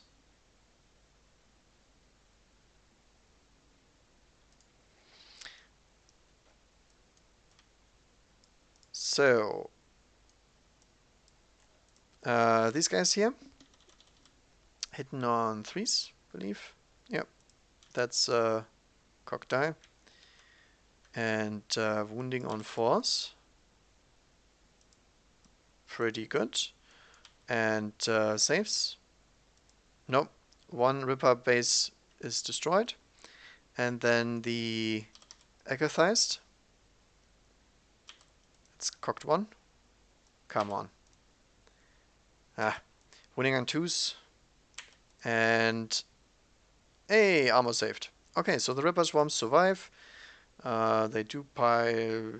They don't want to pile in if they can't. Okay. They will go like this to still deny. They will fall back anyway. It doesn't matter. So we have a bunch of attacks from these. 3 attacks, I believe. From each. No, 4 attacks even. But they're hidden on 5, so meh. All against the Aquasized, obviously. 2 of them. Not bad. 1 wound, because it's strength 3. That's a fail, whatever that save was. And Feel No Pain. Feel No Pain is active. Alright, so no Feel No Pain failed yet. At least I don't think so. But we failed our objective. We wanted to kill the Ripper base and the Hive Tyrant, and we didn't make it. So let's hope on the other side of the battlefield this goes better, because if we kill this guy, that would be very, very good for our purpose. Alright, Archon has 5 attacks base. Power from Pain, what does Power from Pain do at the moment? We get add 1 to hit rolls, which doesn't matter for him, he's hitting on 2s. Alright, so back to business.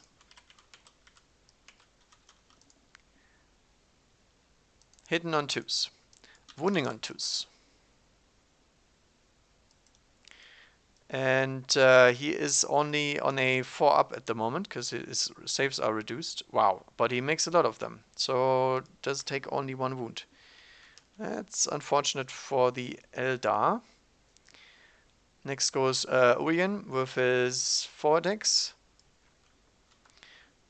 I don't think he has that great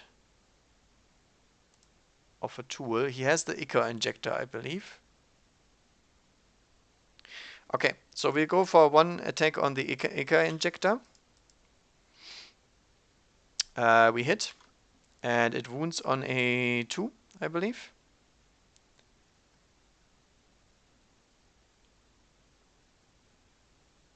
Let's look it up. No, it's actually only a strength user, but we can reroll wound rolls for it. Okay, so this is strength 4, so wounding on 5s and 6s. Hey, excellent. So we don't have to reroll. And then if we get a 6, the target suffers D3 mortal wounds, which we did not. And he gets his 4 up against this. So he takes 1 damage from this. And then we have an additional 3 attacks, hitting on 2s. And wounding on, we are strength 5, still 5s and 6s. Actually 4s, because we have homunculus tools on everything else, and that's a 4+ poison weapon. So this is again 4 ups. Oh, this Hive Tyrant is really tanking it up. Next homunculus has also, no, he has 5 attacks actually. Wow. 5 attacks. Do we have an Ica injector on him? I don't think so. Let's check that real quick. We do not. Yep, did make it. And force.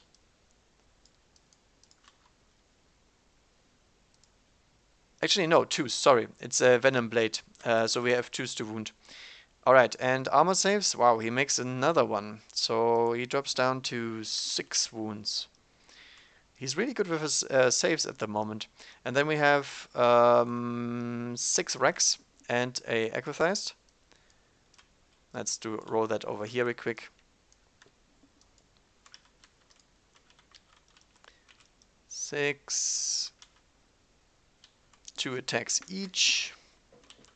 Do we have any extras from Ruin Rakath? I think we get +1 toughness, +1 leadership, and +1 strength, which doesn't really matter that much. Okay. Hitting on what's the Rex? It's 3+, but they get power from pain. So in this case, they hitting on 2s. Wounding on force with 4 ups. There we go. 1, 2, 3, 4, 5, 6. That's what actually was supposed to happen. He's exactly dead before the exercise gets to strike. Does he go death throws? No, he does not have any death throws, and we get to consolidate the Rex 3 inches forward to here.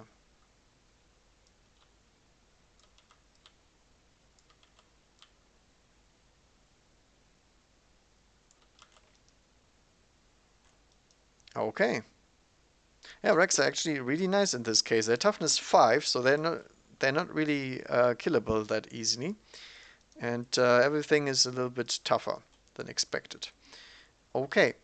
Ripper Swarms already did their attacks back. I did that out of order, but it didn't matter for this combat anyway, so might as well do it. Alright, that is it for turn 2. And let's have a look at this thing. We killed one. We held one. And we actually did kill this Tyrant, and the Ripper Swarm. So this is probably going to be an extra point for the Dark Eldar, but we'll see what Khan effects charging and Swarm Horde and whatnot can do. So now it comes an interesting question. Can we still go with the master plan? In my opinion, the master plan has failed, because there is enough room here for somebody to deep strike. Unless we send our Hormagons to die, the Gene Stealers will probably not be able to come in, because these things can just jump over here and destroy the brute nodes no matter what, unless we kill everything. This thing, everything that can move fast can destroy this Gene Stealer node. Look at that, that's super easy to do. So I think we have to go with a different plan and actually set up all my gene stealers right now and try to kill as much as we can before the grotesque hit our spot. The other option would be we bring in the gene stealers and surround them with hormogons and the Swarmlord and the Ripper Swarms that we can bring in. So basically we're trying to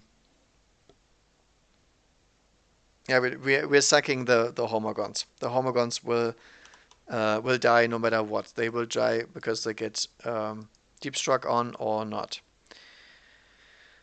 So I'll do that real quick and then I'll be right back after all my shenanigans. So everybody here needs to be making enough room. I mean, these guys are moving pretty fast and I will advance them anyway. So let's roll the advance real quick and then I'll see if I can fit in all the gene stealers here somehow and still make it. Yeah, no issue. So let's grab these gene stealers and make them real nice and close together. Because we're gonna need them to survive. If they do not survive the following turn, we will lose the game as Tyranids no matter what. Because Grotesque can't be dealt with anything than superior close combat.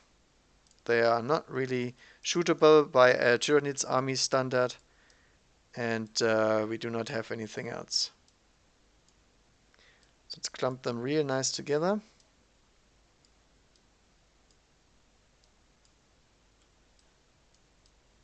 We get maximum clumpiness on all the stealers.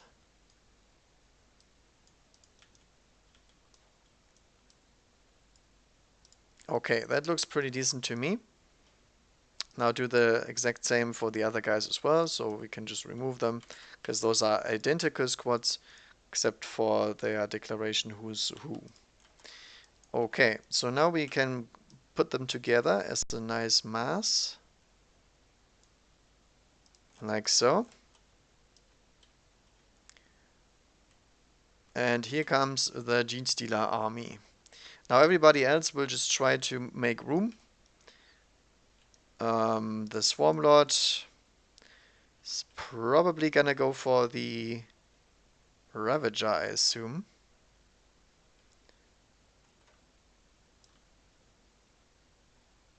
Let's move him out. Hiveguard will be implemented into the wall.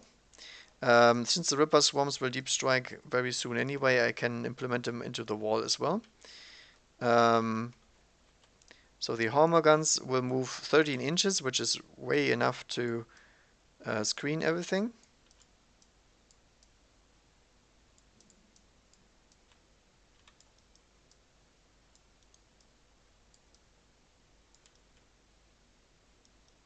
And I'll adjust that afterwards to make it a little bit more cozy if we have to, or a little bit more wider if we have to put up with the Gene Stealer stuff. The Rippers will obviously also advance. They can move a maximum of 8, so we put them over here.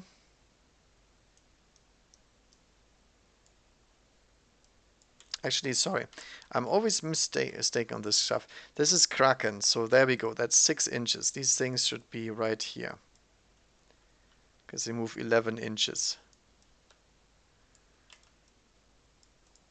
These things are just the nodes. I'll just remove them. Those are not really Gene Stealers. They're just there for the lulz. And here comes the Gene Stealer army. And now we obviously have to make that wider, otherwise units can pile in and go to town on these.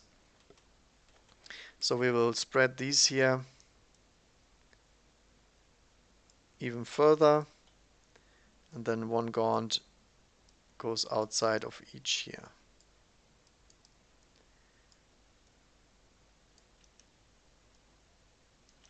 This is what I tried not to do in the first place, because obviously that means I'm losing 30 Gaunts, which is a lot of attacks that could actually try to kill the big boys. But that's fine. Now we have to deep strike 9 inches away from these guys, which is a little bit annoying. So 3 Ripper Swarms right there. And then these guys can't even deep strike here. It's too close with everything.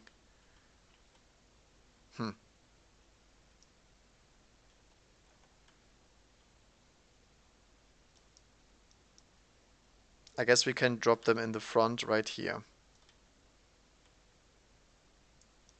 Like so. 9 inches away. Alright, that is the Genestealer infestation on the board. Although protected by a lot of bugs. Looks like a little Roman army. Okay. So, Genestealers are deployed, everything in the middle, all Hormagaunts around, Ripper Swarms to the sides from Deep Strike and from normal moving, and Swarmlord moves forward.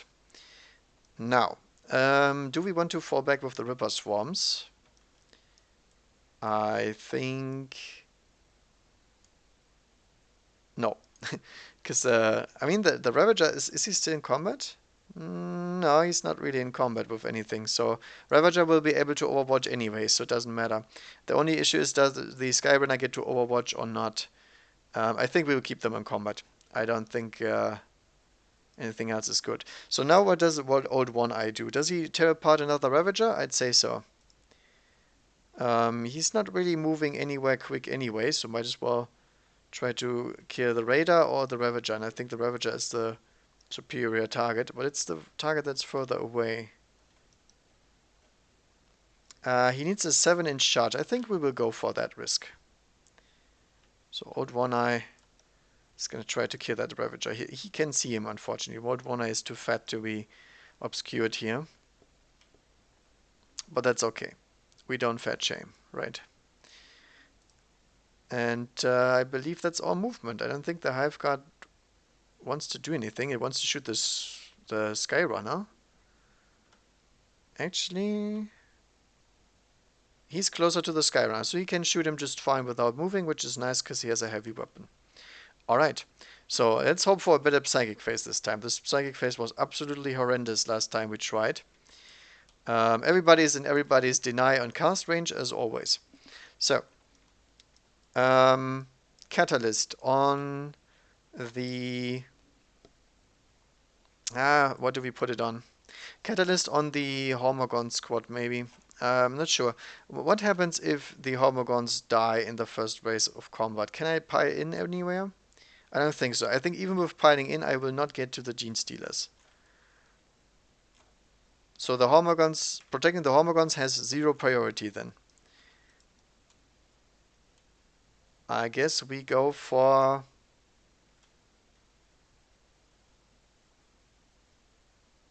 Catalyst on... this is hard. It has to be the Genestealers, actually. But if I put Catalyst on one of them, the other squad gets killed anyway. I'll put it on the Swarmlord himself. So we need a 6 here. We get it with a 7, but that's a good deny. Reroll one of these because she's the Farseer. Yep, it's denied, but she cannot reroll another test. Psychic Scream is dead, by the way. We only have Onslaught and Catalyst and Smite left. Do we want to smite anything?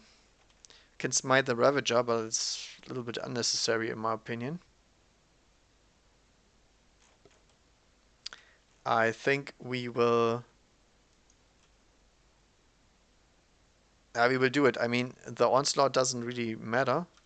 So, smiting goes off on a 10 and can't be denied. So that's a d3 on this Ravager over here.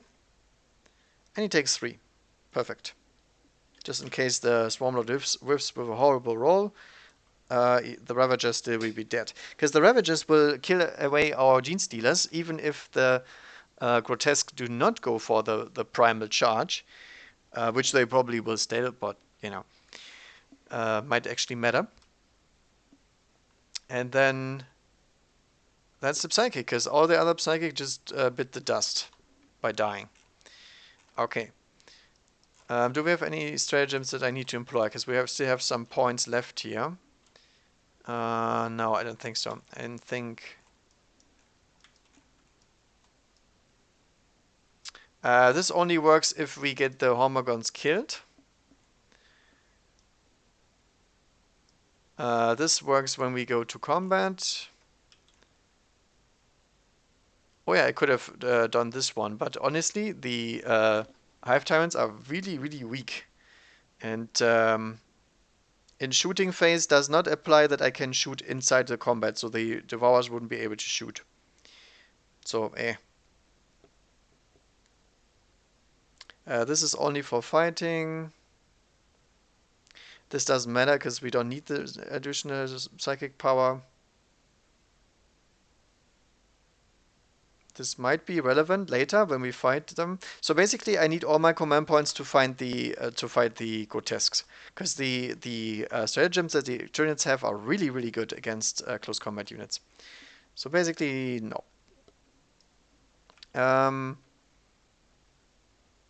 Shooting. Or exactly one unit is shooting here. That's the Hive Guard. Hive Guard into the Warlock Skyrunner. Hits twice. Wounds him on 2s. 4 up save.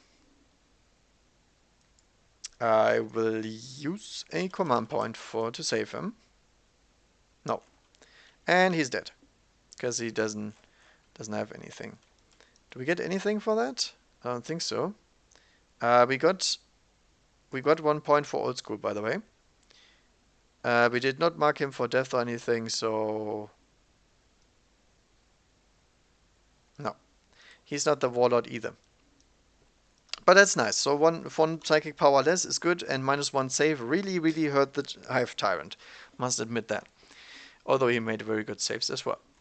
No shooting on anything else. We don't have flash hooks or something similar. So I guess we go straight to the charging. Old One Eye is going to try to take out the Ravager, but the Ravager will try to prevent it from even arriving by killing it in the Overwatch. 2 hits, not bad. They're really good with Overwatch at the moment. And 5s, yeah. That's a wound, and that's not a save, because the Carnifex only gets his 6+ save against this. So he loses another 2 wounds in Overwatch, which is pretty significant, because he drops down to 3. And then he tries to make the charge. 8 is fine. We can... Yeah, we can get across over here, basically. Over there. I'm fine with stuff being able to go through walls or go on top of here, because I didn't design this map to block off monsters creatures or something like that. They can move over this stuff as long as it's has an opening. You can't move over here, for example. That's not allowed, but everything else is fine. So he makes that charge no matter what. Living battery ram, before I forget all this stuff, goes off and causes 2 mortal wounds on the Ravager. Now back to charging. The Swarmlord will charge the Ravager, the Autark, and... Oh, actually, the Ravager will shoot him, right? Ooh. How will do it still. I'll declare a charge against everything. So, Ravager gets 1. Doesn't wound. And everybody else is in close combat, so the Swarmlord needs a 5 maybe. Yeah, he gets everything, so basically he can move over. Now he can't get to the Skyrunner because I prevented that. Actually, I'm quite smart, as I see. Yeah, but these guys don't get to fight before him, so the Swarmlord can't. Can he? No, he's just shy. So I did that actually perfectly. The Ravager is blocking off the charge. So the Swarmlord has to attack the Ravager in this case. Hive Guard Charging the fuzz here? No. Unnecessary. Won't do that risk. That's it. So the good old One-Eye gets to hit on 3 pluses again, because he charged. That's an additional attack. He goes Berserk Rampage. And he rebolts once, because he's the Super Carnifex. And that is how One-Eye's attacks should look like. He's going for the big one, as always. For the big profile, obviously. These 2 ones, unfortunately, do nothing. And then, do I get anything for using my claws? I don't think so. But it doesn't matter, this thing is dead. Does it blow up? No. So it's toast. And old One-Eye is gonna consolidate a little bit over here. He's having fun this game. He's the only Tyranid unit that is having some fun, at least. Was a good decision to let him move out. The Swarmlord is also a beast. He's rocking 6 attacks at the moment.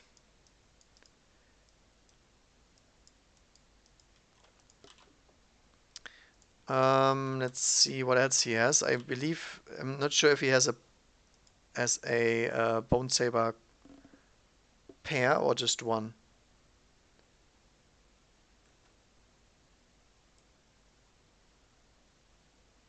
Looks like he only has his 6.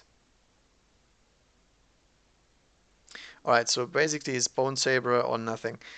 He's strength 8, which is a little bit unfortunate. But okay. So hitting on 2s, everything hits, and wounding on 3s, because it's only strength 8. But 6s do mortal wounds. So that was pretty bad wounding, because of our lacking strength. But this is some mortal wounds. And the other stuff is AP minus 3, which means no saves. And all of these do 3 damage a pop. So that is a pop on the Ravager. Does it explode? No. Ravager goes bye-bye. And Hive Tyrant will consolidate. Not into the Outer, because he can't attack him anyway. And, you know. Why give him a target? Next up, I'll choose the Ripper unit, because it's my turn. Tyranids. 2 hits on the Echo-sized, obviously. No wounds whatsoever. Okay. So fighting continues with the Echo-sized and the Autark and whatnot. The Autark is don't mind if I do, piles in and can attack the Swarmlord. Although this guy has a 3+ invuln save at the moment, so that's pretty... no, not gonna attack him. He only has strength 3 because he did not charge this turn. So 4 attacks into the Ripper Swarm, hitting on 2s, rebolting these 1s, thank God, and wounding them on 4s, which is pretty horrible. That's 1 wound, and that is 1 wound. They don't have anything against that. The Rax will pile in and trying to kill this unit, hitting on 2s because of power, on pain. That's a cock die. And wounding on 4s because of Homunculus tools. That's 3. And wow, they made 2 6-up saves. So 1 Ripper Swarm takes 1, and then the Echo-sized goes next. Where is he? There he is. Hitting on 2s, wounding on 2s because of the poison. Venom Blade, how it's called. And they make another 2. My goodness. These Ripper Swarms are really, really good with their saves. And that combat is tied. Pretty much nothing else happened. But the Ravager is gone. So basically we got rid of all Ravagers, and the Raiders are the only shooting that is relevant for now. But at the same time, we also got rid of the Warlock, which means we get 1, 2, 3 kills for this turn, which means +1, +1, and everything is 0 at the moment. Because nobody is holding the middle, nobody cares. And both are holding their own objectives. And we both killed 3 units as far as I know, right? 1, 2, 3. These guys are all still alive. And I killed 1, 2, and 3. Yeah, so nothing happens point-wise. So point-wise, currently, it's not really such a big deal. Although marked for death triggers, right? Did I mark them? I think so, yes. So that's 2. World is still alive. First strike we already had, and everything else is not applicable yet. Okay. That leads us to battle round 3. Player turn 3 for the Dark Eldar, and this is gonna be the fun part. We basically have to do such a big punch with the grotesque that everything else is solved by itself. So what I can do, for example, is deploy the grotesque over here, charge both the Swarmlord and the Old One-Eye, and the other unit is going to try to kill the Hormogons. And then, hopefully, we have removed all the psychic support and whatnot, and managed to deal with the Gene Stealers afterwards by backing off or, doing some shenanigans. We can also try to pick some of the Gene Stealers off with our radar, and see about that. So first of all, movement and whatnot. So these guys here can actually attempt to attack the Hormogon squad as well if they want to. However, I'm not sure if that's a good idea to move into range of these Gaunts and whatnot. The Gene Stealers will get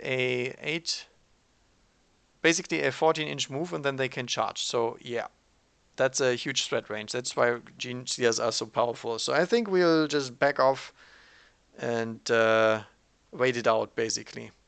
I don't think there's much sense in charging with everything, because we can't get to the hard Gene Stealer core anyway. Might as well wait. So everybody's going like, nope, we did our job. Let's get back here. And the Farseer is gonna go whoop over here. She's gonna move 22, so full advance movement. And trying just to be in range of Old One-Eye and the Swarmlord, so we can reroll wounds against those. The Autark is also gonna back off, because why should he not? And he's gonna go over here. So we're doing the good old Eldar tactic. And then the Rex will also fall back to make room for everybody else.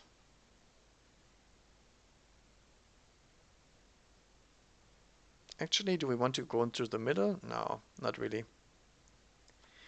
Not really. Okay. Let's go with the radar movement next. Do we want to... Oh yeah, actually, these guys could embark into the radar, right? Let's embark them in the radar for now. Not sure about Irurian. No, he's not in range. So these guys will be embarked inside of the radar again. And the other guys will stay where they are. The radar is then gonna move out.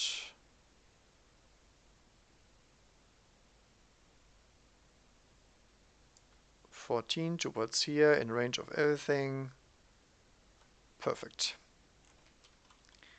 These guys will stick to the objective, no point in moving them. This guy is already gonna be able to shoot something, whatever it is. And this radar here, did I move that one already? I'm not sure.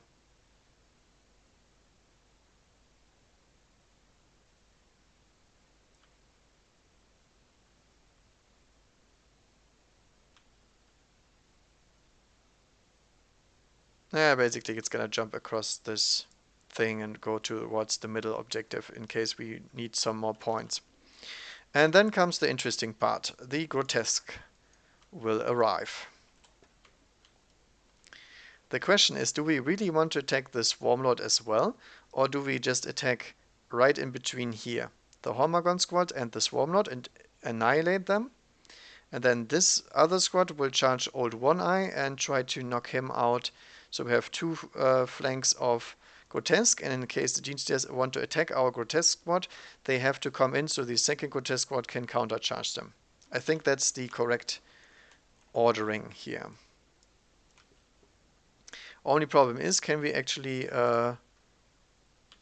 fit? So we can fit right there, which gives us a bad chance of charging. So basically we have a bad chance of charging both the Swarmlord and Old One Eye still, because of this Hive Guard over here. If we drop them here, we can't get to the Swarmlord. Basically we can't really kill the Swarmlord very well outside of shooting him. Well, One Eye is doing a good job. He's disrupting my deep striking still. Obviously, we can go for the Hormagons wherever we want to. We can just drop them here and attack, but...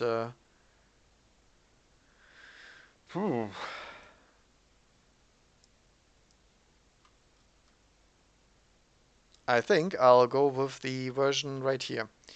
I will drop them inside of these ruins. So the Grotesque army is gonna drop right here. And they emerge from the webway.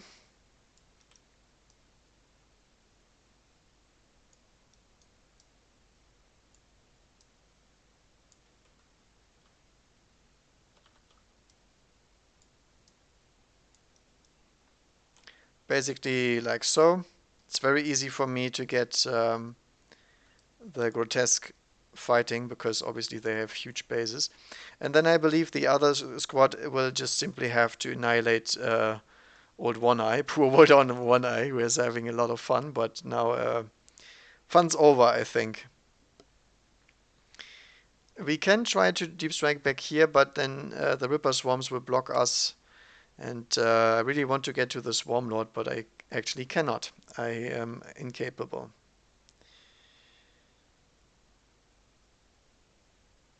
So poor Old One Eye will probably take... whoops. Will take a big hit to the face. Steelers could try to charge the Grotesque, but not very likely that they make it. Alright. That's the deep striking and movement. And now next, let's go to our movement. Psychic. Yeah, psychic. Okay. I will try to, let's see. Now we have to strike Stratagems. How much can these guys actually do? For example,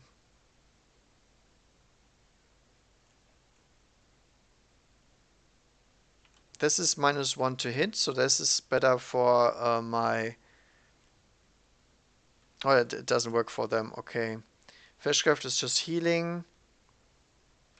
That doesn't matter. We can reroll failed wound rolls for my Grotesque.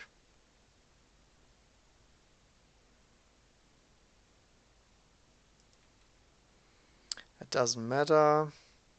Doesn't matter really. Torment Grenade for sure.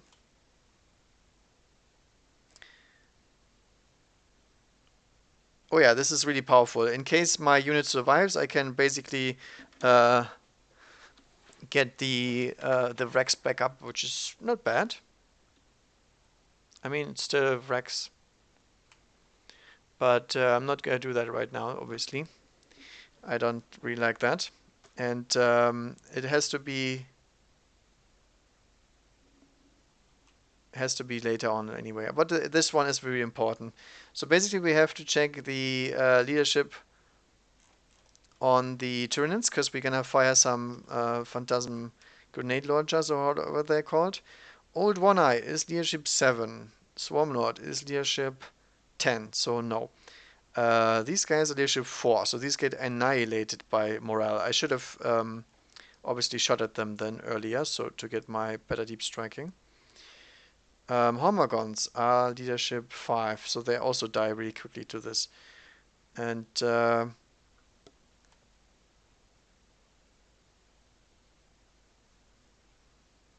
yeah, basically that means we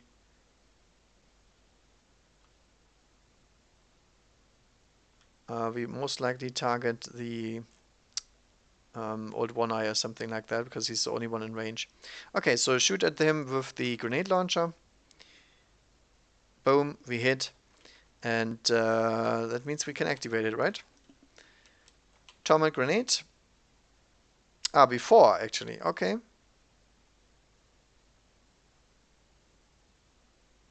So we roll 3d6. 1, 2, 3. Oh yeah, obviously the radar is gonna shoot everything else into the gene stealers, because I want to kill them.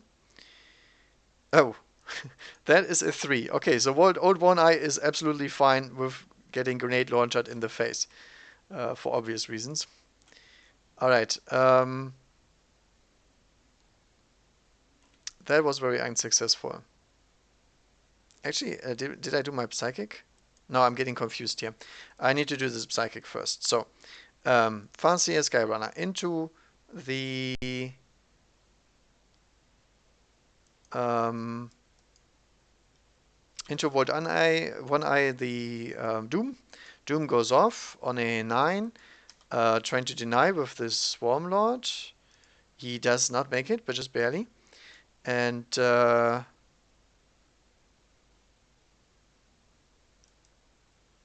what else do we cast?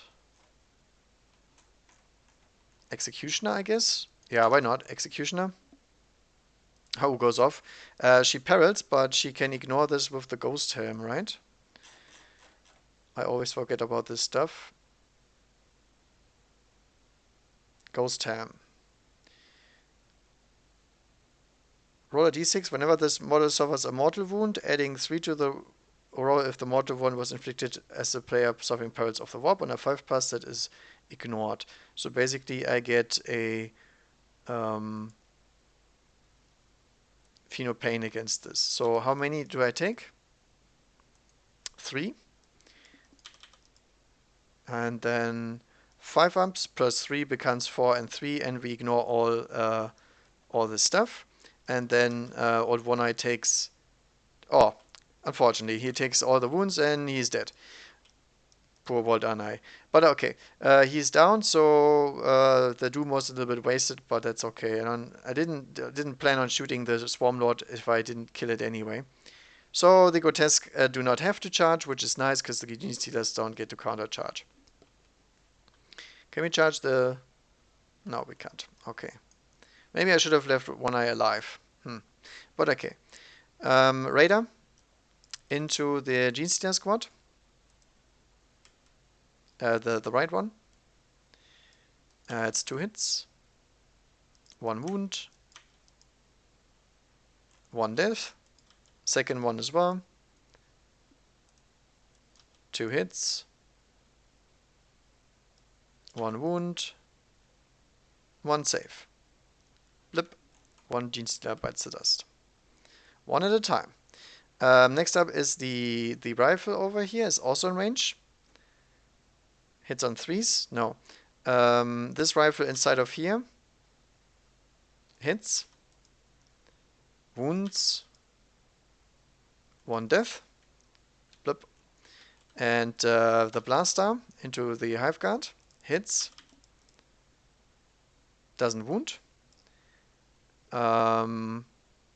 The Hex Rifle into the Gene Stealers as well. Hits. Wounds. And kills 1. Splat. Another Hex Rifle over here into Gene Stealers. Hits.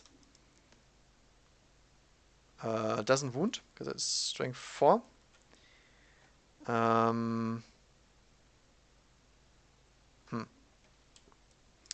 Something tells me I shouldn't have put the Farseer over here, because the Swarmlord is going to kill her. But okay. Then the Rex over here. Can't do much. They can't shoot. What else do we have? Oh yeah, Homunculus with a Hex Rifle we also have against the Genestealers.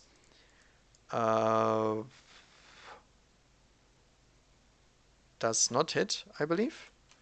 Far from Pain. No, it's just Fight Phase. Okay. So he would be hitting on 3s. Because he moved. And that is all the shooting, I believe. I don't really have that much shooting, but I plinked off some Genestealers, which is really relevant. These things die rather quickly. I'm really sad about the Farseer. Can I protect her from my own stupidity? Let's see. I could have with this one.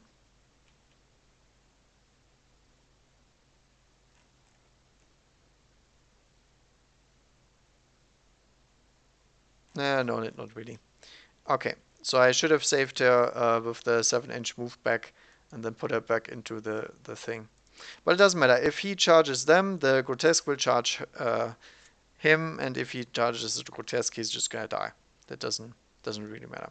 Okay, now we do a charge move with the Grotesque in the Gaunts and everything that is melee, basically.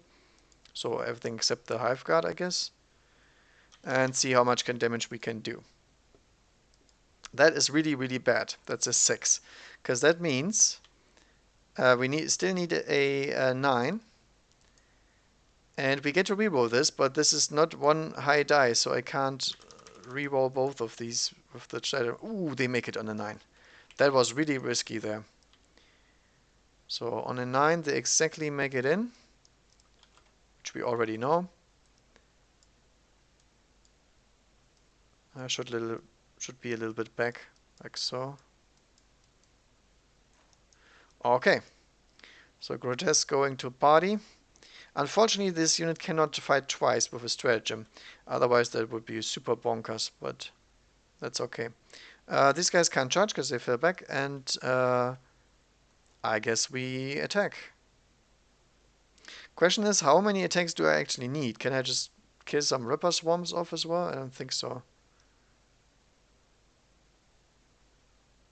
Okay, so basically, pile in, pile in, pile in, pile in, pile in, pile in. There we go. We're gonna go for the 0 AP version of the weapons, so Monstrous Cleavers. And we have 5 times 4, 5, 6, 10 attacks. So 50 attacks from the Grotesque. Hidden on 2s, because reasons. And for each wound roll of 6, we get an additional mortal wound. Actually, there's one problem. We have to roll these separately because those are AP2 and whatnot. So let's roll with these afterwards. First of all, let's roll the Monstrous Cleavers. Blam. Hidden on 2s. Wounding on 3s only because Urian Rakath is not here. And that's 1, 2, 3, 4, 5, 6, 7 dead. 1, 2, 3, 4, 5, 6, 7. Actually, are Tyranids immune to morale now? I don't think so, right? Because of the change to the behavior. It's actually really bad. They might just get annihilated then. Let's see it. Yes, instinctive behavior doesn't work anymore, so basically their leadership is really, really terrible. I'll see about that next time, but these guys will be dead anyway. Alright, hidden on 2s. And wounding on 3s again. I don't think there's any any modifier on the monster's cleaver, the flesh gauntlet. Sorry, no, no modifier on the flesh gauntlet. So that's 4 dead, and 1, 2, 3, 4, 5, 6, 7, 8, 9, 10, 11, 12, 13, 14, 15, 16, 17. Whoa, whoa, whoa, come back. 1, 2, 3, 4. So 21. Alright then. 1, 2, 3, 4, 5, 6, 7, 8, 9, 10, 11, 12, 13, 14, 15, 16, 17, 18, 19, 20, 21. There's exactly one Gaunt alive. Hallelujah, he's gonna attack back. And he's gonna take revenge for his brethren. He's 2 attacks. Does he hit on 3s now? I think so. He's weapon skill 4.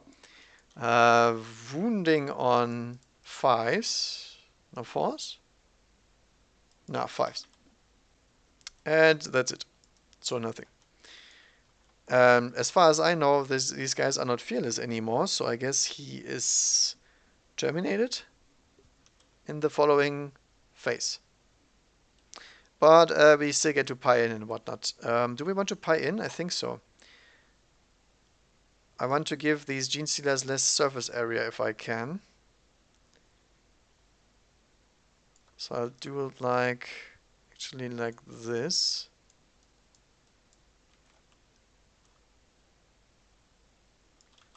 Should have done that before the Warhammer attacks, obviously, but you know.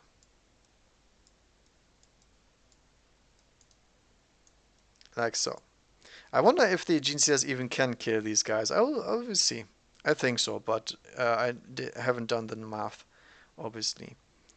So they're dead. What's the Gene Stealers' morale? It's 9. So they're not losing anything from morale at the moment. Okay, that was that. So, did kill one, we do hold one, no bonus. So what happened in the end is Old One-Eyed bit the dust. These guys bit the dust as well. This Warlord is absolutely fine, which is amazing. There's so much stuff that is happening. Maybe I should have just killed him, but you know. Well, he was really hard to get by because of the deep striking. I think I really fucked up when I didn't fire my my grenade launchers into the Ripper swarms, so they take the mortal wounds and just run away in the earlier terms. So that's a punish for me. Okay, and that is gonna be turn 3 for the Dark Eldar, and starting now turn 3 Nids. And now this is where the plan comes to fruition, and we can actually charge the Grotesque. Question is, can we reach the other Grotesque as well? Probably not. 30 inches is even for Gene Stealers is too much. But we will roll 3d6 for Gene Stealers because they're Kraken, and they can charge and advance at the same turn. So first squad will go 14 inches, I believe. Yes. So that's good, because we can surround, which is really nice. How far does 14 gives us? This is 7. Yeah, basically we can pile all around. So let's grab these guys.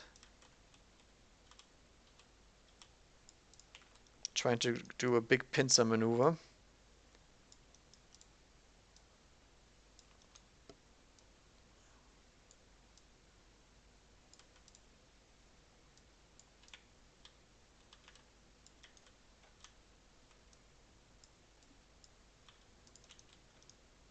Obviously, this is not done entirely correct, but you know,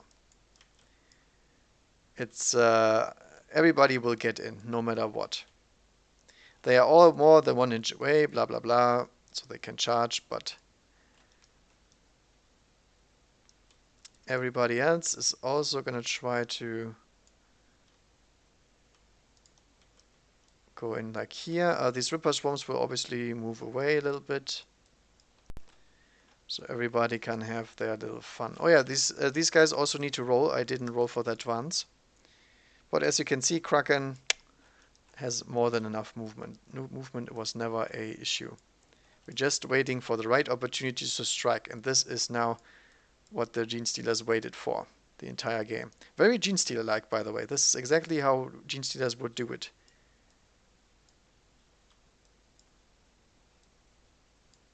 And there we go. That is a lot of Stealers. Let's hope they actually deal enough damage to kill them, because otherwise the Grotesque will just annihilate them as always.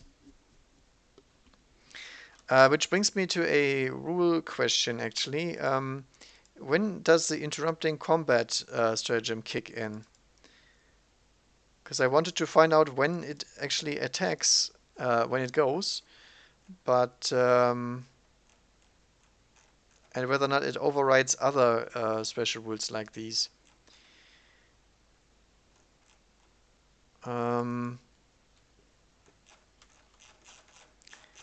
Let's have a look at it real quick.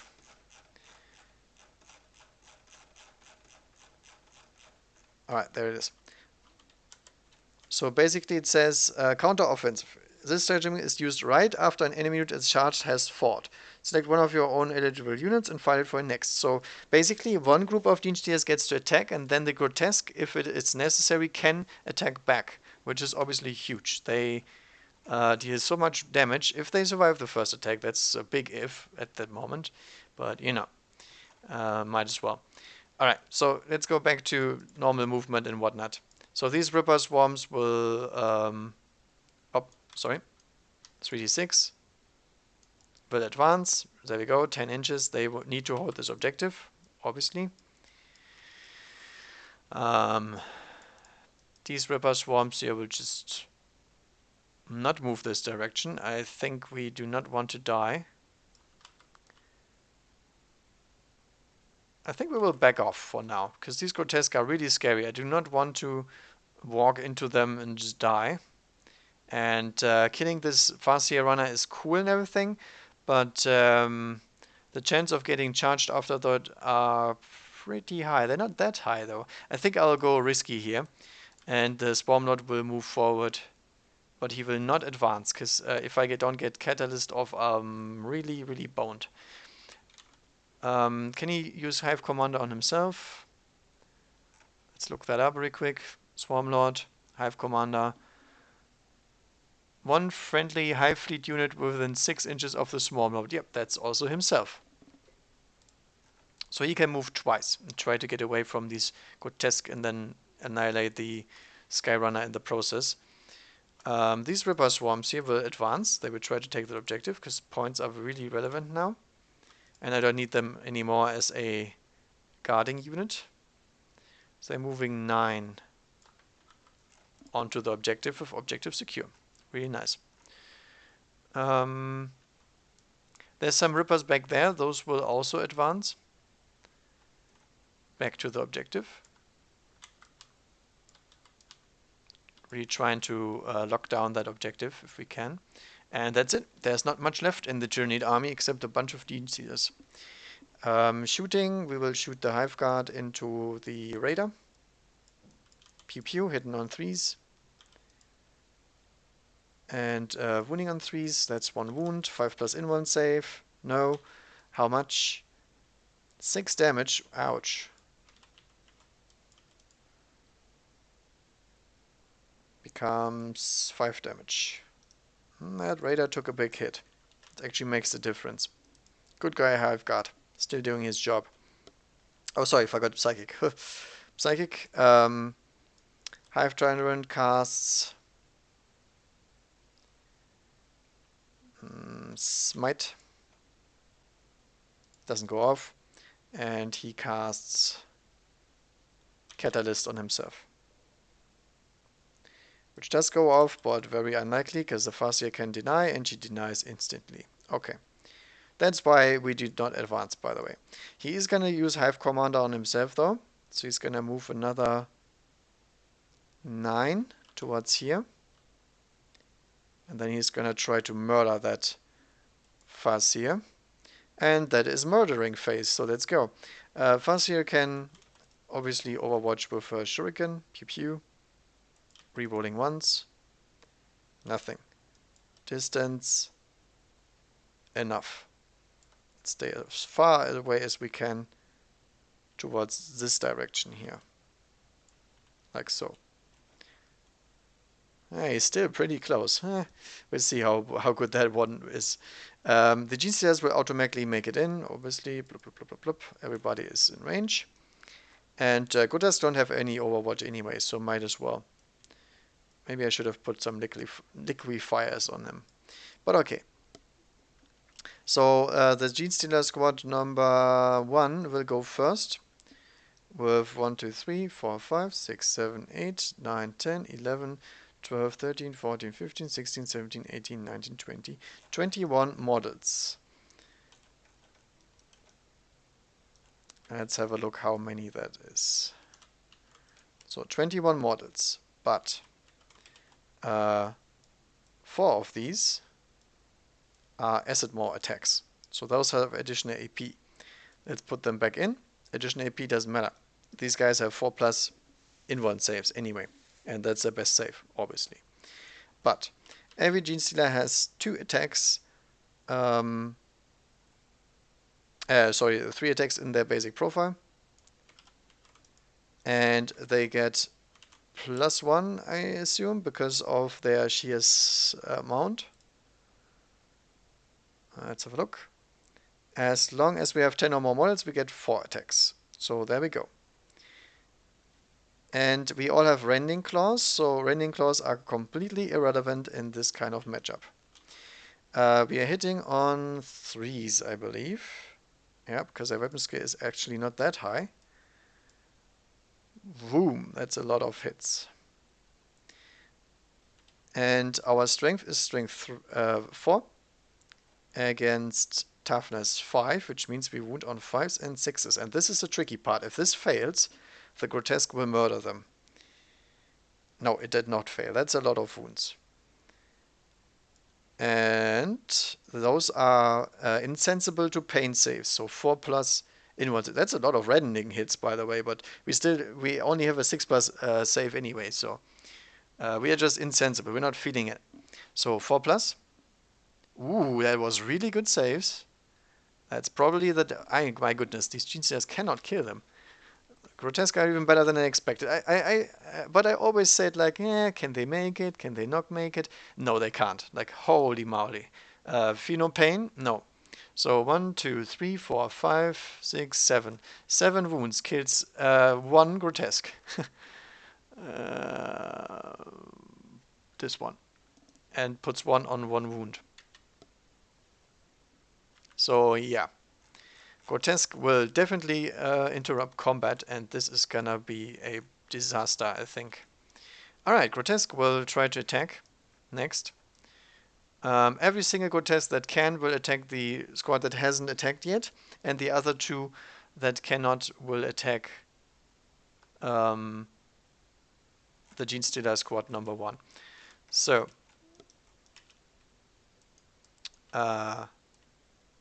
same profile as before, so this is 8 attacks and 2 attacks. 2 attacks, both hit. And actually, can we activate the stratagem in our turn? Torturous Craft. Use the stratagem before a microscopic fights in the fight phase. Until the fight, you re-roll felt wound points for a turn. Of course, we will activate that stratagem 100%.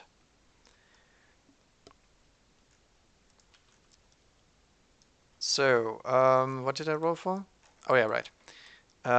These are both missed wounds, because we are strength 5 still. Yeah, think so. Yeah, we are strength 5. So those are 2 wounds, and these are lightning reflexes. So 1 Gene Stealer is dead, and then another amount of attacks. Wounding on 3s, re-rolling, and 4 are dead. So 4 of the original unit are slain. 1, 2, 3, 4. And then we have 2, 4, 6, 7.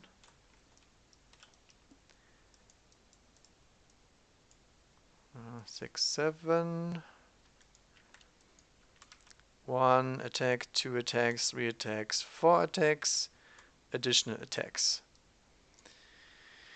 Alright, hitting on 2s. Wounding on 3s. 4 dead stealers. Rerolling. 6 dead stealers. And 8, 9, 10, 11, 12, 13, 14, 15, 16, 17, 18, 19. Yeah, let's roll the other attacks as well. I think they are dead. So 19 plus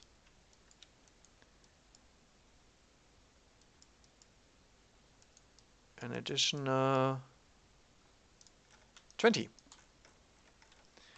1, 2, 3, 4, 5, 6, 7, 8, 9, 10, 11, 12, 13, 14, 15, 16, 17, 18, 19, 20, which needs 1 asset more alive. Okay, okay. See how it is. Alright. So obviously that was a disaster. That 1 asset more is gonna attack with 3 attacks. 3 hits. Wounding on 5s. Invuln save, no. Nothing. Yeah. He's got get absolutely annihilated in the leadership test then. Yeah, he can't do anything, he's dead. And then over here we can do the redeeming kill pretty much. Swarmlord is gonna go with his 6 attacks. Trying to murder that fuzz here. Hitting on 2s. Wounding on 2s, and she's dead. Most likely. Those are all mortal wounds. No, actually she's alive. 3 wounds right off the bat. And then we do another 3 and she's dead. Okay, so the normal attacks did kill her, indeed. Blop. Consolidating.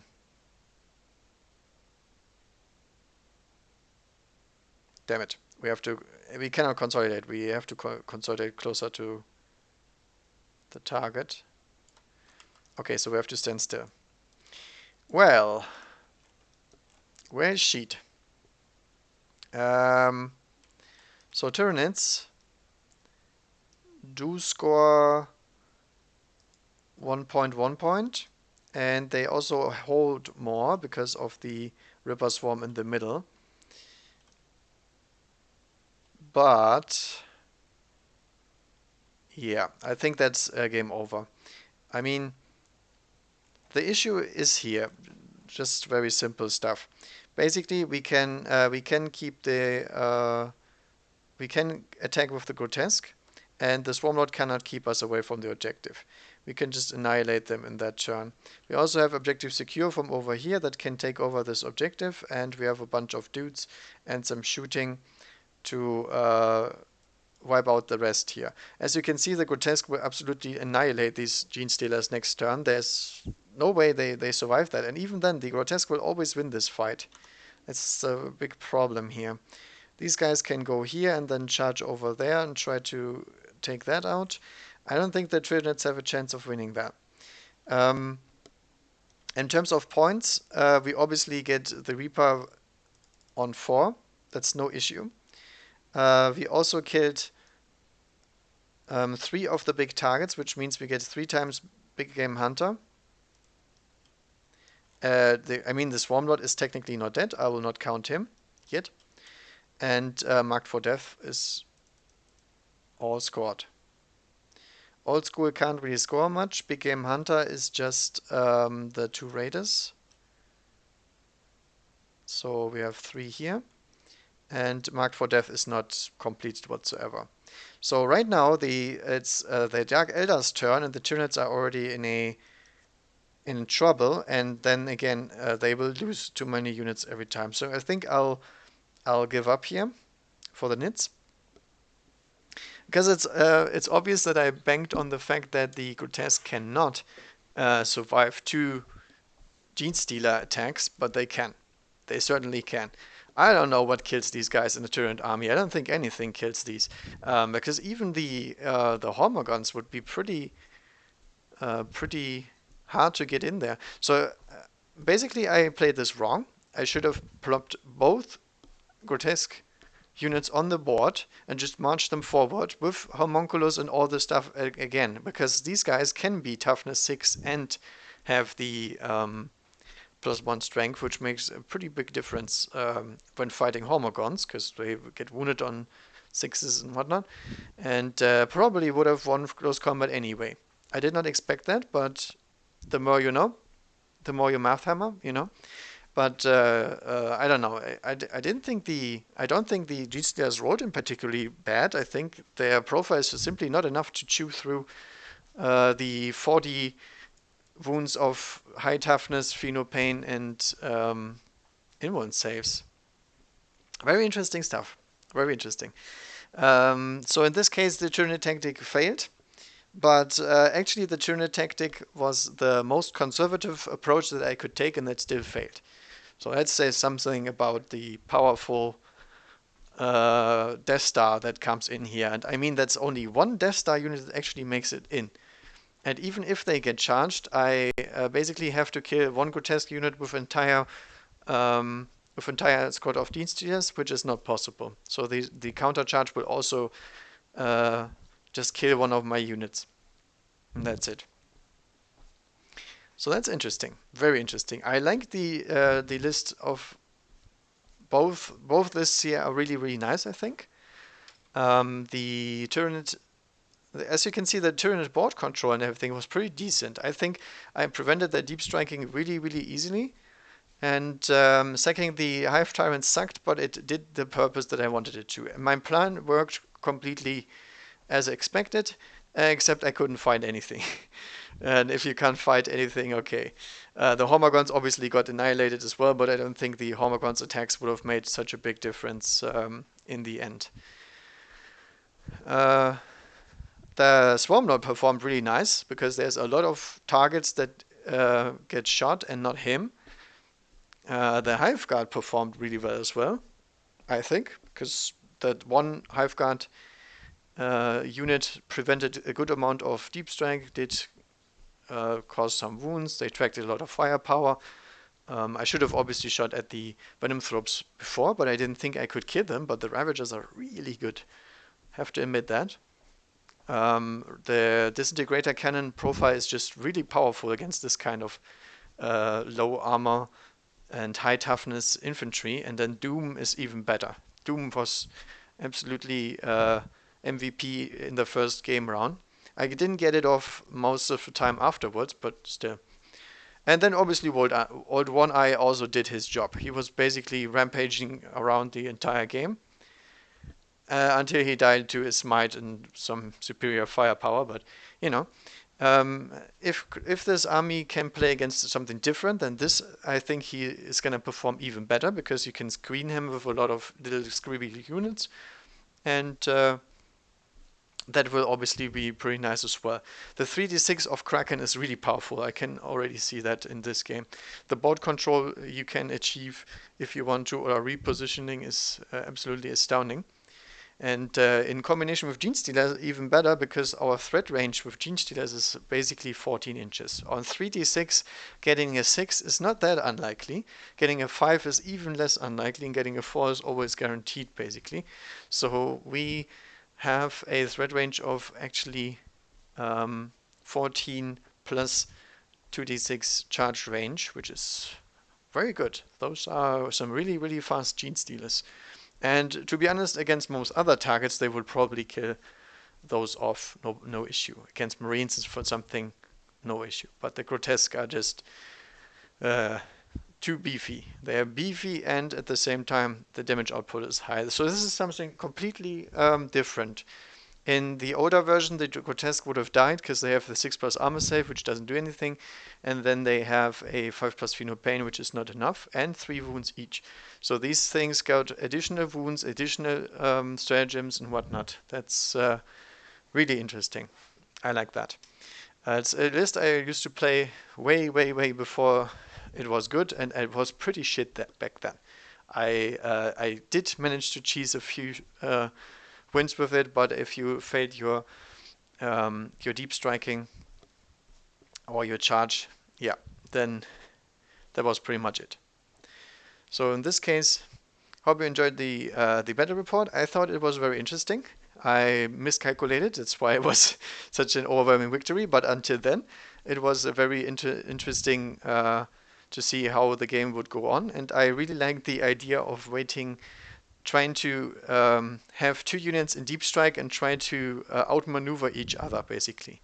I think that's a very interesting way to approach it, and sometimes it actually works out. The Tyranids could have scored some more points, and certainly I could have done some more, but I really like the concept of the whole. It makes it a lot of fun, like the tactical decisions to make. Alright, basically that's it. Thank you guys for watching, hope you enjoyed, and have a nice day. Happy wargaming.